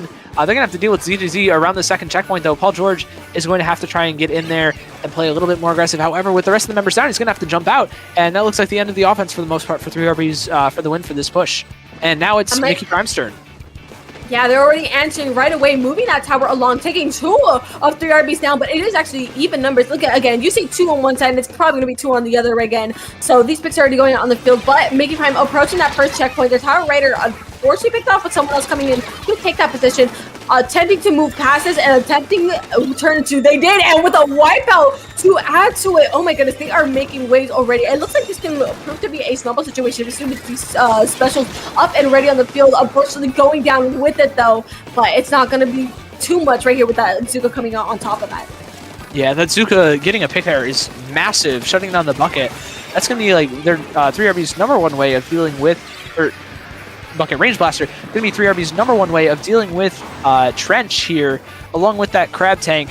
Hortensia is going to ride the tower all the way down to 26 points. That's a really solid lead by almost 50 for Mickey Prime, but their push is going to be over. Yutz is already set up way forwards here, taking a ton of space for the 3RBs, getting that Zuka pop as well. Just perfect time to try and get some picks going, try and get some momentum. Hortensia is going to go down to, I believe, Reiki there, and Z2Z is going to find a trade. We're just trading left and right again, even on the aggression. Also, both teams seem to be cleared up as well, so any picks right now will be coming back quick. So that's probably why we're also seeing a lot of down, but that is currently 2 down on Mickey Prime. See, already 1 of them, 2 of them already back. Again, the power cooler is absolutely ridiculous in this game. Take your drinks, kids. It gives you buffs. It's like Red Bull in a different font. Bro, it is just nondescript energy drink for licensing purposes. With the Zuka coming up, Yutz is going to get 1. However, Hyun's going to get 2, going to shut down the full push with their teammate ZZZ there. Going to camp the jump as well. Not quite going to find it, as it is Paul George on those dualies. Paul George, in fact, going to get the reversal. Going to go down there. And Hyun is still holding strong in this lower area, staying alive, popping the Zuka, and just preventing any aggression that 3RBs is trying to get going here. I'm noticing that we're having like up times and down times. Like, are the down times where these teams are not engaging in active fights is like pretty chill. But the second they get into a fight, oh my goodness, you blink and you're gonna miss it. But already coolers going up. It is a bloodshed starting all over again. These teams are thirsty for a little bit of blood over here. Again, 3RBs are going in, trying to take back the lead, moving that tower to that first to the next checkpoint. Is that second or I can't believe that second checkpoint if I'm not mistaken. Yeah, the second checkpoint already. Oh my god, the crab tank for Paul George also getting the pick on the Yoshi there is huge. Just some Hortensia left over, just trying to stay alive and stall enough for Z2Z to get up here, get a pick. Raiki is going to be right on top of that though, and they're just riding the tower. Hyun goes down as well.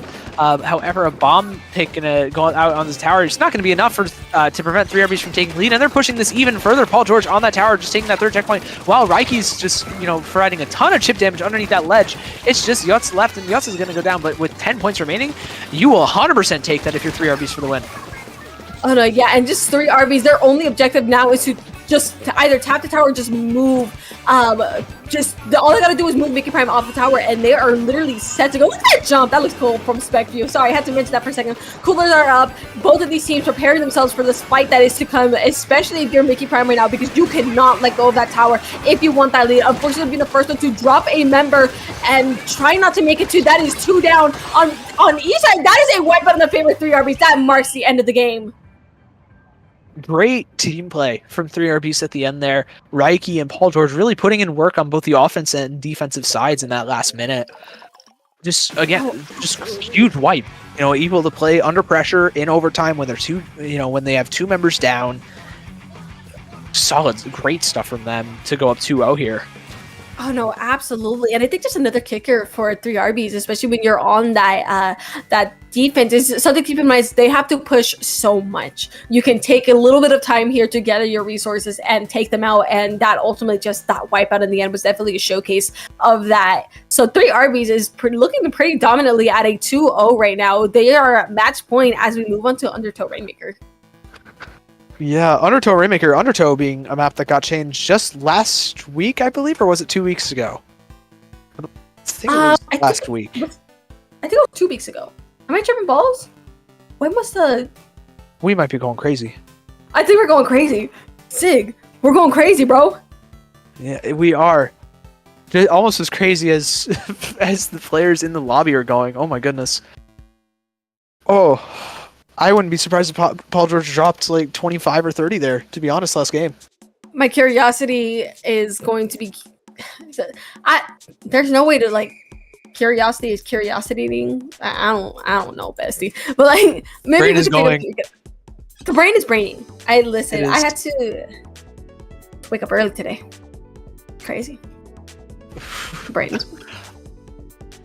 Waking up early is quite wild. I will admit. Listen. It's kind of the wave. I'm not gonna lie. Waking up early, you get so many more hours in the day. Love but to see the night is so nice to work through. I think it's funny because I have a night schedule, so padding pools. Usually, that's to say that I had 2 hours more than usual. Woke up early at 11 a.m. today.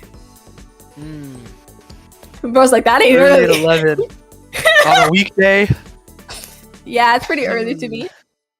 Peak unemployed hours. Let's go. Come on! Come on! I'm the same way. But this is early for both of us, I'm assuming. I mean, oh wait, no, it's definitely not early. I'm EST, East Coast. So it was what this block started at 3 o'clock. Must be nice. You know, it is, but I woke up. You know, I woke up at about 11 and I got on thinking, oh shoot, I've got to get on at 1 because I can't convert time zones to save my life. As we see a green stamper, we see Yoshi, bro. Oh, those crabs are never ending here. Oh my goodness. Yeah, it looks like we have double crab. We do have double crab. Song! Wait, this song is fire. Wait, I don't play with game fire. sound. This song is actually so gas. Oh my god. Dude, it's so gas, dude. That's what I'm saying. This song, when you're on match point, gives you some sort of adrenaline that is like unmatchable. This song does things to you. It's insane. Already seeing the Zugas come out. Already seeing these specials coming out. This is looks like it's gonna be a man advantage here for 3R. It's switching for 2. There is no man advantage. It is turf advantage right here for 3RB. Just trying to find the blood, trying to find the kills. Both of these teams are hungry for a meal, and they're gonna find it. Oh! Raiki getting 1 pick with the crab. It's going to open up a whole lot of offense for 3RBs for the win here. They're going to get the Rainmaker dunked into that pedestal for the checkpoint break. And oh my god, Hortensia on the defense. We haven't seen Hortensia on the Stamper yet on stream, I believe. So what a great direct there on the zip. And for defense there, and the rest of Mickey Prime is there to clean up They're going to grab this Rainmaker, and they're going to just answer right back as it's only the Sniper Rider remaining for 3 RBs. And with the Rainmaker in the possession, they're going to be looking to make a little bit more waves here, slowly turning the field blue here. It looks like there's still a lot of orange on the field, so not completely in their favor, but enough to get moving right here. It looks like this could lead to a collapse if not careful here, but that Zipcaster from the back, but getting punished right away. I don't know, it's going to prove enough of a distraction for Yosho to pop that Rainmaker into the pedestal. Oh my goodness, these pings are coming down left and right. These teams are hyped, not only on the music, but on the fact that this could end very soon. Moving that Rainmaker forward, making Prime already taking the lead at 41. Yeah, they're going to grab that lead and run with it. 20 points off lead is still pretty big. Even though it's, not a lot of ground to cover, it's still a sizable lead, and you got to fight for every inch if you're either of these teams. We got the Zukas, we got the Crabs ready. 3RBs is trying to answer back immediately. They're not going to find anything with either of those picks, but they have another Crab here at the ready. They're going to go down, though, to Hortensia. Being way forwards here, really solid stuff, just being a nuisance, being a menace with this Stamper, finding another pick. Really good stuff, and Mickey Prime is back on the offensive. They picked up the Rainmaker. They have a special ready in the Zipcaster. They're going to pop it. Going to try and get aggressive onto this Sniper Rider, but the Rainmaker is going to go down from a great play from Reiki, I believe, and Hortensia's probably going to get camped here. Yep, from the Rainmaker. DC? They stood still, like, for a second. Their controller died, or was that a DC? I don't know if you noticed that, but they're completely still at some point on the top here. But regardless of that, 3RBs looks to be in a relatively good position. Oh wait, no, we're in their base. Hold on, I switched the bases around for a second right here. They're attempting to defend this Rainmaker, not allowing Mickey Prime to try and get any more points right here, especially even though the lead is just right past the checkpoint. You still don't want to give that opportunity anyways. The Crab pulling that defense, just doing what they can right here to make more space. Yeah, as Paul George goes down there after popping the Crab, Yoshel on this Rainmaker is putting in a lot of work, and Reiki's here to answer with it. Don't retreat. Bro, they were pushing forwards. I'm so confused. As the Zuka gets a pick. What a shot from Yutz. Gonna find an answer Zuka from the shot on Mickey Prime, but that's not going to stop the Rainmaker. It's not going to halt it or slow it down. However, this timer might. They're running pretty low on it. They're going to have to run forwards right now with 6 seconds left. They're not going to find the lead, but they are going to take down their score by about 10 here. Yeah, and with that Crab on top of that making extra space, it looks like everyone is here. Call it Smash Bros. The way we're having this crazy crossover between these teams. But Hyono opting to take the side path, and with Zuka charge, and losing the opportunity to use it, going down with it. Just Mickey Prime just trying to move this Rainmaker out of the way. It is an absolute bloodshed with 2 basically down on each team. But that Rainmaker is in Mickey Prime's section, so that's going for their pop. Yeah. Really solid defense from Mickey Prime, not letting them get past about 10, but Paul George is here to dunk on the Rainmaker. Just going to find a really quick pick there to halt the aggression from Mickey Prime. However, ZZZ is here on the side with that 52 gal deco, something that we don't see often, and Hortensia's with the Zipcaster going to find the pick onto the Sniper Rider. We've been saying it all day. That is your quarterback. If you don't have it, it's really tough to get some offense going, but Paul George is going to find another one. It's looking pretty solid for a defense for 3RBs because of it, with this Crab popped as well. Going to find some chip damage, but Hortensia is there with the Stamper to try and get a melee shutdown. They do so. They get another pick on the Sniper Rider. Going off right now. Jesus. Hortensia just absolutely going crazy. That is currently 2 down on 3RBs, 15 seconds left on this timer right here. We are looking well to go into a game 4 very soon. If Mickey Prime can hold this, not allowing 3RBs to get that overtime they very much want right here, moving their way onto the Rainmaker, taking 2 down. That is a 1 second left, just barely living the wrath of the Snapper. Oh my god, we're going to a game 4. We are. Game Mickey 4 Prime, stay alive. Really that was solid like stuff. barely. We didn't even get to talk about that many of the comp changes. Yeah, no, I think the song just carried us away. I can't even lie. It did. The song and just the constant action afterwards. Oh my goodness, they went nuts there. I mean, let's take the time to talk about it now. Hortensia on the Stamper. Huge plays on it. We haven't seen Hortensia on it all day. Just mostly on Bucket, really. Yeah, I think it's very interesting because they're playing these ranged weapons, and already I think it's like when you going from Bucket to Stamper, you still have like that range you can utilize. You could still pick at people from far away, and I think that's what also made Hortensia a menace even on Stamper. Yeah, Hortensia is using Stamper really well, playing great as a front line, providing a ton of chip damage. You know, Stamper and Bucket are really similar in the sense that like they have a lot of good chip damage. They can hit 70s on multiple people. They're very mobile, and when you break it down, really, V Stamper is just kind of like a better Bucket Deco. Really saw it that way, so that's an interesting way to put it. You got the zippy, you got the zippy, you got the chippy, you've got you know, The the zippy, movement the sub. zippy. You got the movement sub with a little bit more chip. You know. Yeah, no, I see what you're putting down. I see what you're putting down. You're putting fire to the paper, like Yeah. like the, you know, like the gif of like the guy writing and it's like the fire, like, Yeah, on yeah. the paper. We're cooking right Yeah. You're cooking. You're providing a fine meal. Even. Oh my god, I'm hungry, dude. I can't even lie. Like I You're need making me munchies. hungry. I haven't Yeah, eaten today, dude. man. I'm so hungry. Oh my You goodness. didn't eat. You woke up early and then you didn't munch. I didn't dog? wake up like Listen. that early, bro. I woke up at like Oh. 10. It's okay. I woke up. Okay, we're like actually no, I can't say anything. Your 10 is like That is like your my 7. 7. Yeah. Yeah, like it's oh my god, wait, it's gonna be Splatoon's haggle. We're gonna be going right into it because these teams are up, ready to go. We're playing that condensed circle. We're having a change of pace from our last couple matches here. Seeing those pencils come out, the Stamper instead. Interesting. But those Stampers are not gonna be short from either team coming out, especially with those pencils and a Zuka prepared on each side. We don't have a shot on 3 RBs. We're going for Bucket. Yeah, we got that more midline again, and more chip damage. Really solid for playing this neutral game as well. Bucket really enjoys Sloshing Machine really enjoys just playing this strong neutral game with the chip damage it can provide. But it's going to go down to Zuka from Hyun. Hyun actually finding a lot of chip damage as well as ZZZ is going to get aggressive. Not quite going to find a pick. Going to go down here, but it's going to lead to Mickey Prime getting the zone and forcing out a crab relatively early for Paul George. But they're able to turn it, find another pick on the Hortensia, and flip control the zone right here. Crabs have just proven to be really useful, especially when making a bunch of space for their team. Wolves is trying to find a pick with that Zuka, not quite finding it just yet, but 3 RBs is set up in a really good position to lock Mickey Prime out. Of course, lockout is not pretty on this map, but here comes that Zipcaster trying to make some distraction work, but 1 for 1 on each team. That is 2 down on Mickey Prime. This might just be just an even longer knockout. I was like, and a wipeout on top, and this is already a very dominant game for 3 RBs. Paul George playing some elite defense here, dealing with the double team incredibly well as well. Finding that triple was absolutely massive. Shut down everything that Mickey Prime was even considering going for. And now, because of that, 3 RBs for the win is going for the win. They're already ticking down past 30. They've got another crab in the base of Mickey Prime. They had that Zipcaster stalling as well. It's really not looking good for Mickey Prime right now. Oh my goodness, especially with only 15 ticks left on the counter. They came to play. They started leaning forward into their chairs, especially after going one game down. They're looking forward to wiping this out with a knockout and a knockout in a 100-0 game. 4-3 RBs, they stopped playing around. They lean forward. Oh my goodness. Wow. Yeah. They didn't like that they lost. They wanted the sweep. Wow. That's all I really have to say. What dominant performance.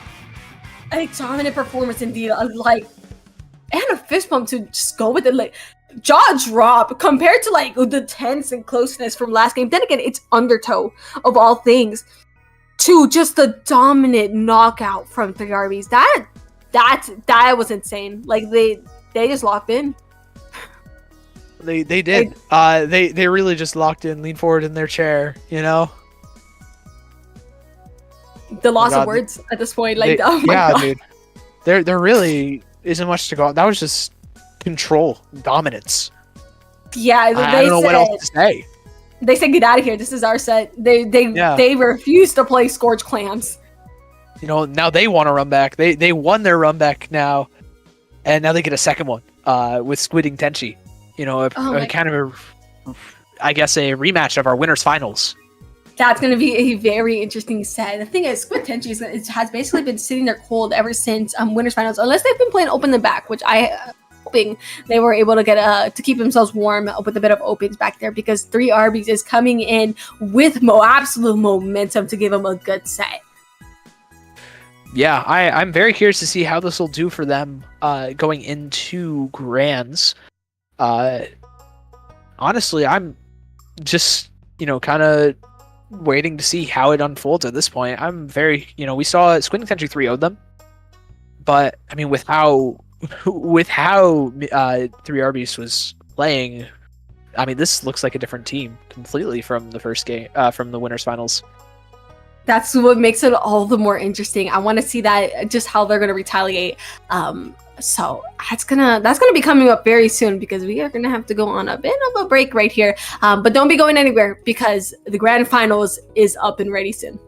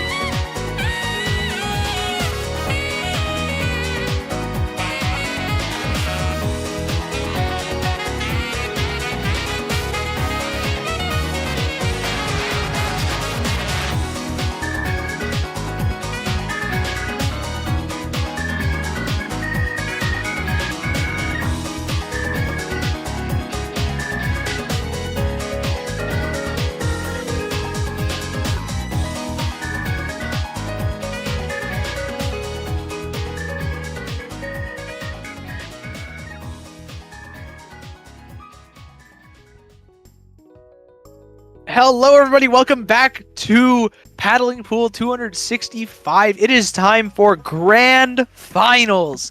We have Squiding Tenji versus 3RBs for the wins. Fufu, how are you feeling about this set right now? With the 3RBs making me hungry, we have our munchies, and we have a really good set in front of us right here. I am feeling great. I'm incredibly excited to see these teams running back, especially with the momentum that 3RBs was giving us last game, especially with that dominant knockout that we saw. Oh, yeah. They played outstanding. Great stuff from 3RBs in the losers finals. But also, you know, we have to remember, Squiding Tenchi also had a great sweep in winners finals against 3RBs. So I'm very curious to see if the momentum will change anything and see how the set unfolds because of it. Let's start off on, we're back on Rainmaker Brinewater Springs. Brinewater? Oh, it's Barnacle and Dime. We're at the It's mall. Barnacle. Bro, what am I We're walking at the about? mall, Oh my man. God. Where are we going? Where are we going shopping? All right. We gotta go shopping. We picked up our Wetzel pretzels on the way. We are ready for the set. Oh my goodness, it's Rainmaker too. Rainmaker's really, it's low-key kind of fun on Barnacle and Dime. I can't even lie. That's fun is a way to put it. Not my way to put it, but I mean, you can definitely think. Some people will think that it's fun. But you I said may you're call them a wrong little in bit a different crazy. font. I may call them a little bit delusional, but Hey, come on!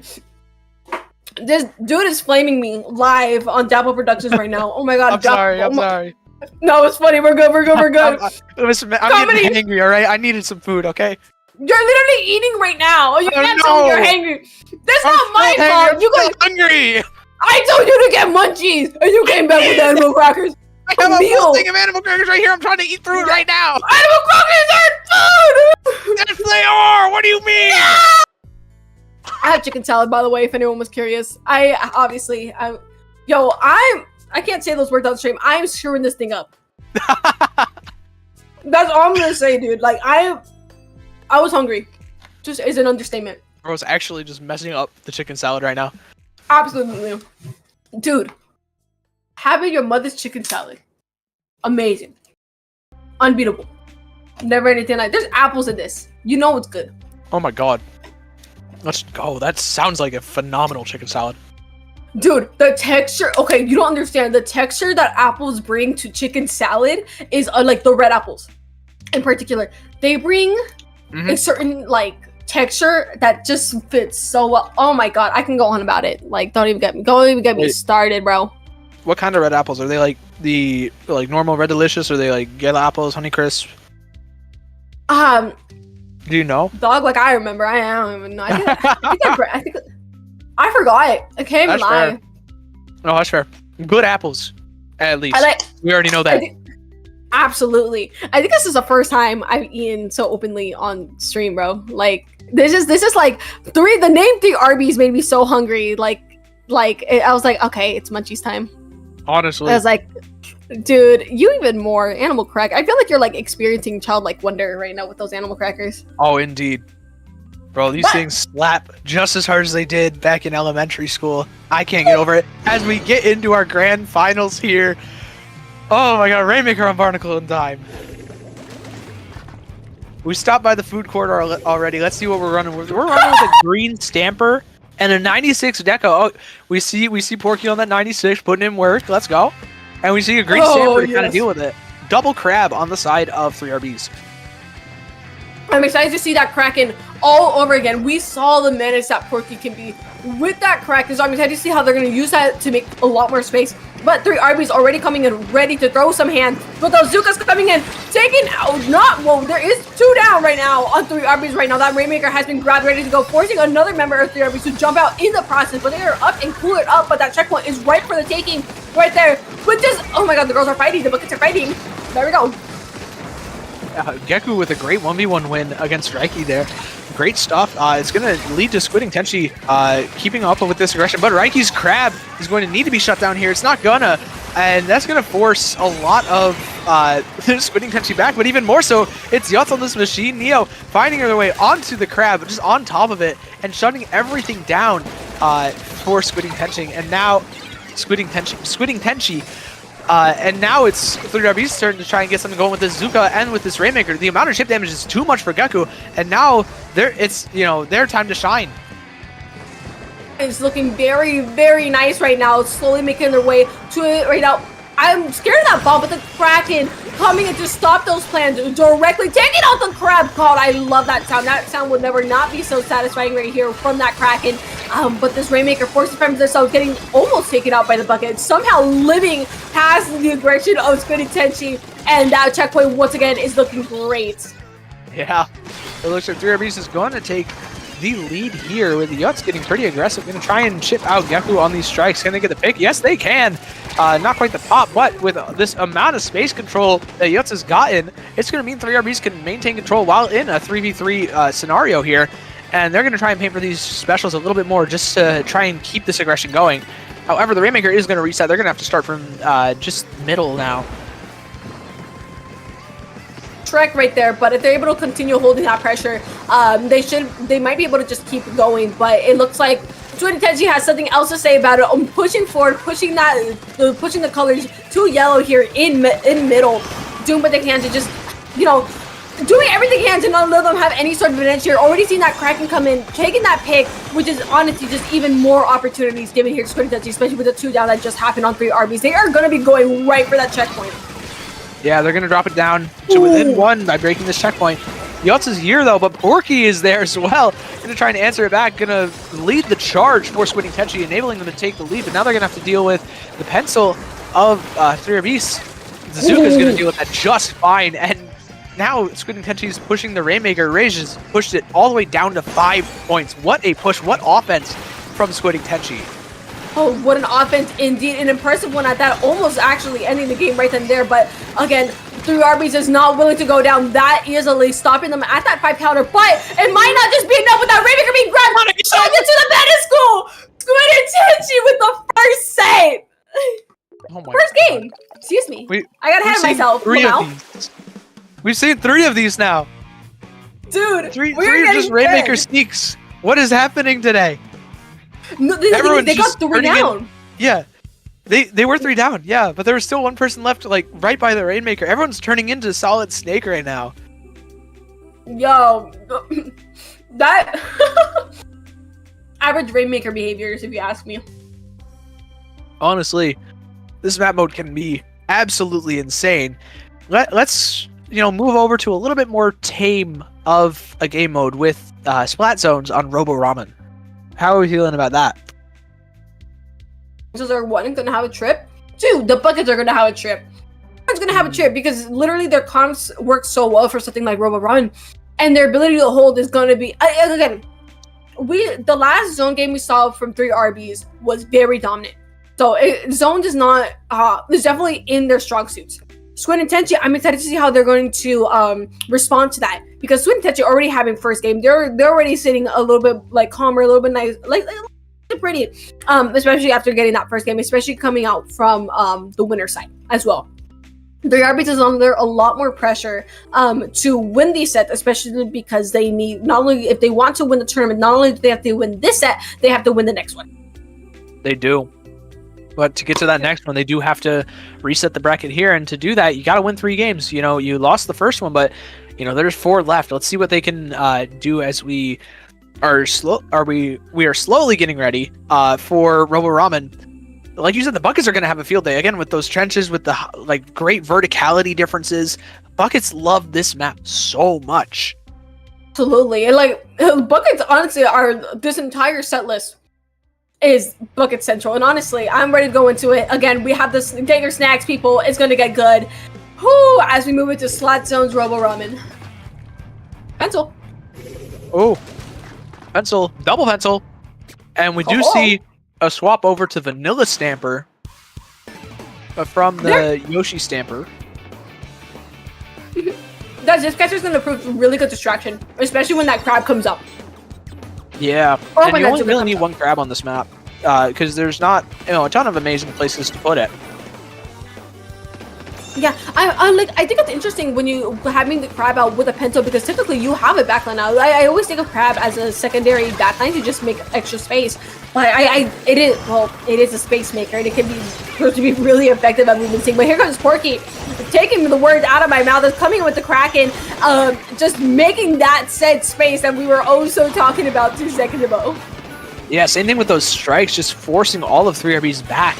It's going to mean that Squid and Tenchi can get control of the zone, albeit not for very long, as Paul George here with the crab, along with the rest of the team, like Yutz on the flank there, able to kind of flip control of the zone. Again, not for very long. Squid and Tenchi maintains the man advantage here by picking off Yutz and picking off 2 more members of 3RBs for the win. And finally, Paul George, that's a delayed wipeout, and Porky is here with Gecko. Gecko going down, but Audible just here to pick up the slack with the Zuka, getting the pick onto the Snipe Rider. That's a huge one. That's your quarterback gone.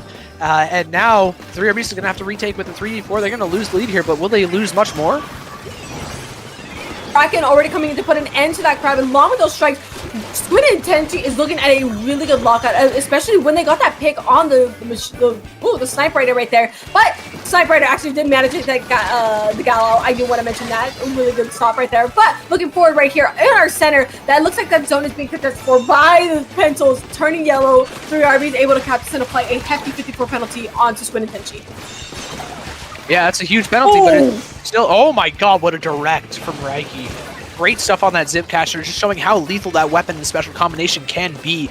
And Paul George, again, providing some great team fighting. We saw it last game, especially in the first game of the last set, but this trading ability from 3RBs is on par with the best teams out there right now. But Porky's going to come in with this Kraken and the Zuka as well from Olivo is going to mean that Squid and Tenchi is going to be able to take control of the zone, going to find a pick and force some jumps. It's just Reiki left out here fending for himself. Going to get the pick on the Olivo, but can they find much more? No, not going to look like it. They're going to get pinched by the Snipe Rider and Porky on this 96 Gal.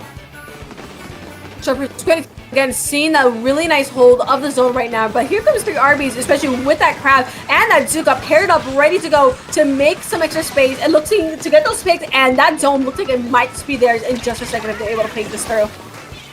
Whoa! Yeah, looks like they're going to be able to flip the zone with Reiki getting super aggressive on the Zipcaster, just trying to make as much space as possible, trying to push up with the teammate. Looks like Paul George is going to go down there.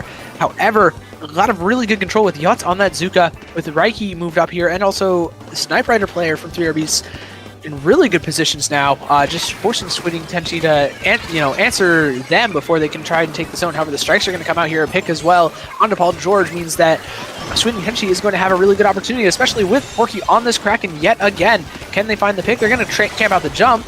It looks like they're not going to be able to find anything. Again, it's Paul George on that dualies, going to reverse camp the jump and find two more picks in favor of 3RBs. 3RBs is still in pretty solid control of this zone. Yeah, Snipe Rider is not one of the picks you want to lose right off the bat, especially your anchor being gone is just a huge advantage for the other team right here. Seeing those Zuka from Volts, unfortunately not enough to escape the bomb that came right at them. Those penalty points applied to 3RBs before they can just get it out of the way.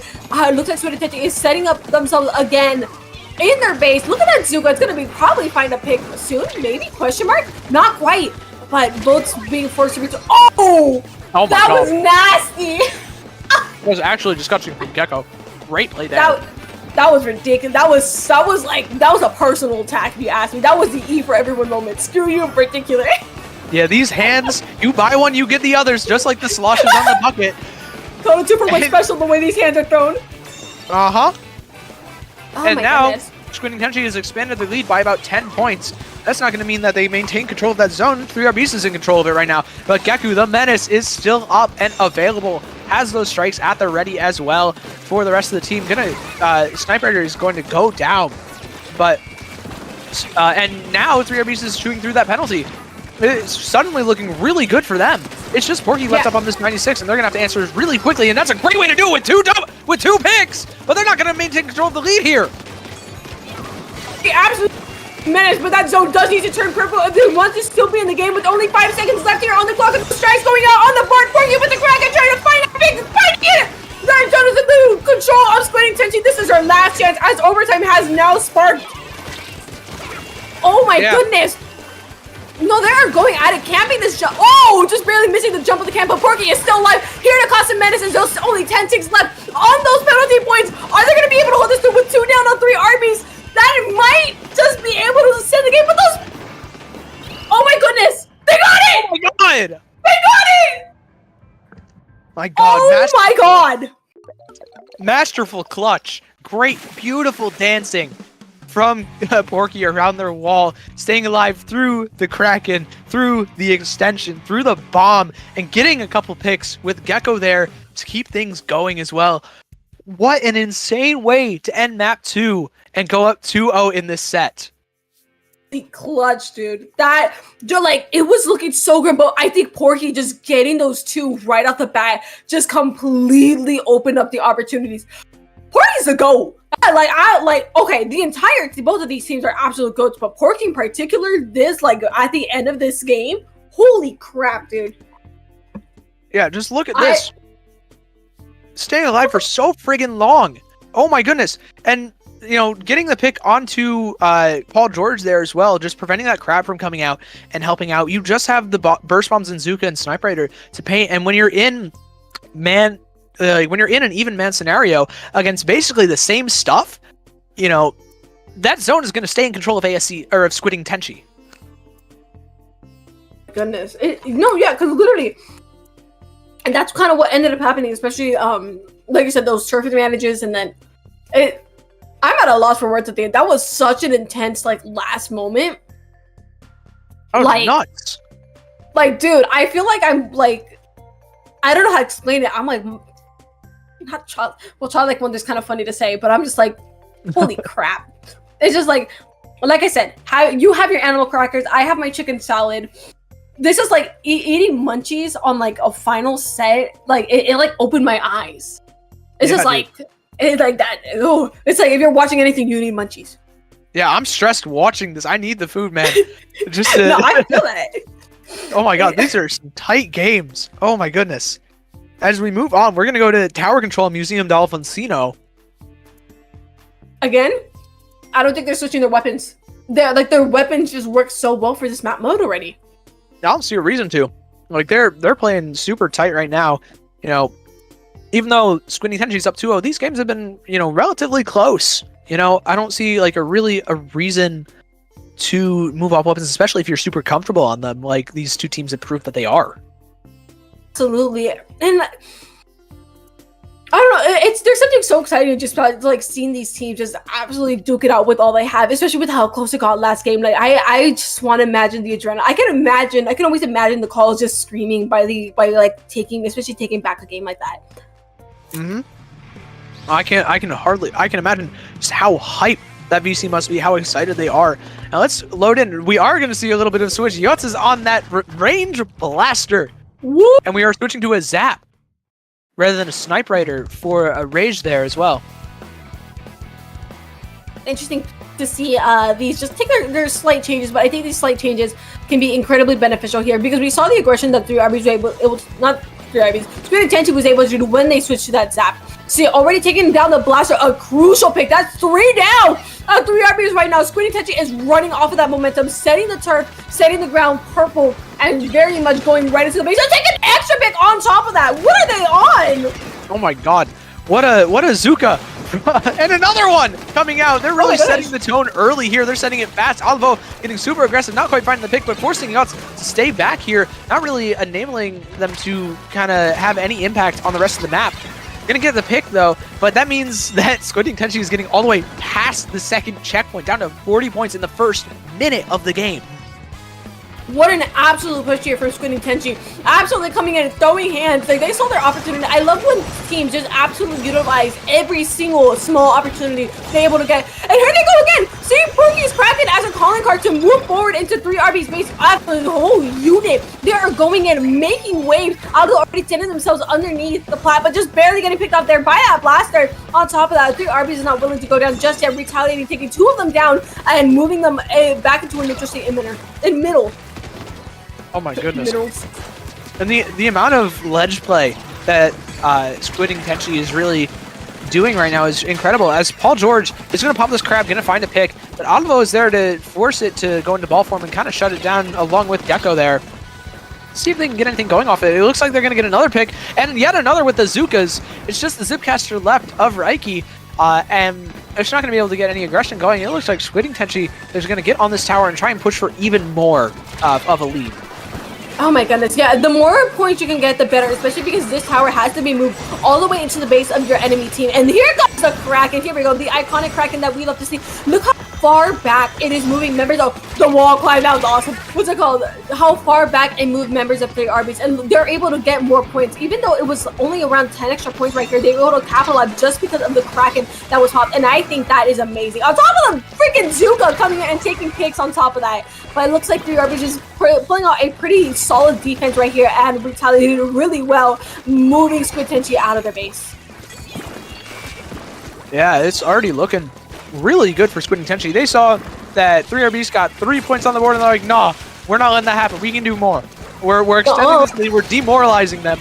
And now 3RBs is finally able to push this tower to the first checkpoint. And we're you know, at 2 minutes 15 remaining, this is really a tough situation to be in.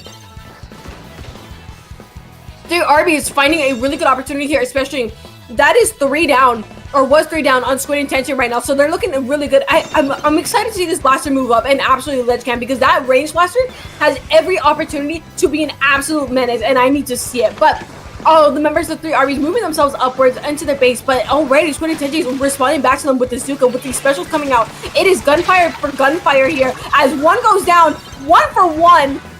But that tower is still moving for 3RBs. They're slowly approaching this lead, and Squid Intention needs to do something now as they get 2 members off the tower, leaving that tower to fend for themselves, and down they go. Down with the Stamper. Down with the Monarchy. As the Stamper gets the jump in, not quite gonna push the lead past 39 there, but Yutz is still here, just being a unit with this AoE and so much ledge chip from both Reiki and Yutz. However, Porky in this Kraken is going to just shut everything down yet again. They're going to force the Snipe Rider of 3RBs to back off a little bit here, and they're going to get Squid Intention all the way back into mid with a lot of map control. The map control starting to even out here as both teams are, again, centering themselves for that neutral right now. See, this bot's already trying to make the perfectly timed Zuka here. Alwo with the Zuka. Bro was not playing around over here. I hear a crab. Which team has a crab? And Paul George coming in with the crab. Here to make a lot more space here for 3RBs. Again, I love to see, you can, as these games are moving on, you can see the strategies that are starting to form with these teams, what they use to push, what are their calling cards. But it's not going to matter too much right now with Squid Intention getting a wipeout onto 3RBs. Again, finding that opportunity, setting themselves again on their plat. They play these songs, they're just like clockwork. They get the wipeout, they get the opportunity, they're on their plat, and they're going. You gotta go up here. How do you get up here? What happened there? Yutz getting traded out by Reiki, but the bomb is there to get Reiki back, and Porky getting another pick. It's just the Snipe Rider left, and they're not gonna be able to do anything with Porky and Alvo up on this tower with the bombs, with the Kraken ready. Release the Kraken! They're going for the end right now, ending this tournament by just chipping everyone out on the tower, and that's gonna be it. The tournament, Paddling Pool 265 goes to Squid Intention.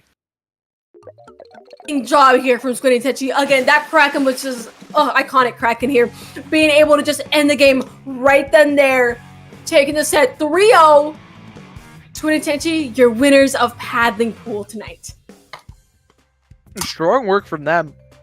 I think the whole story of this grand final set, especially the last couple games, was just what can Porky do? What kind of damage can Porky do on this 96 gal in the Kraken? Like, we just see the cleanup pick there, pushing way forwards, way up, enabling the rest of the team. Geku had an insane play here as well. Can never discount that. Great pick onto Yutz. And again, who's alive? Who's ready? Who's just being kind of a cockroach and just staying alive and being a pain inside of 3RBs for the win? It's Porky. Popping this Kraken here just to force everyone off of tower, provide a ton of chip damage, and even score some 1-hit KOs and retake tower. It's Porky. That 96 gal came in so clutch for both of these last 2 games for Squid Intention. Absolutely, and just also props to the rest of Porky's teammates on Squid Intention that were able to absolutely capitalize off the plays that from the Kraken to just the general picks and just all snowballs to the end. And I think that is amazing because the other players are also just as talented. But I also have to give a little bit of props to 3RBs for just standing in and just giving them hell anyways on Squid Intention. But regardless, we have our winners tonight. A huge congratulations to Squid Intention. Yeah, congrats to y'all. Strong work on winning Paddling Pool. That's the 65th version of it. And I think that's going to do it for the stream for the most part. So, Fufu, where can the lovely people find you?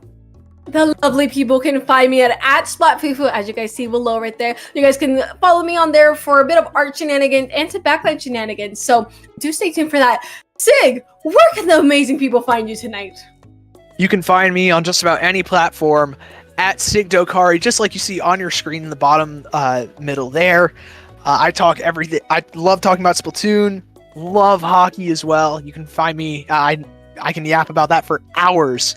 And with that being said, I think that's about it. And that is very much it. Thank you everyone for tuning in to Paddling Pool 265. I hope to see you guys next time. Have a good night. Have a good day. Have a great one, y'all. Bye.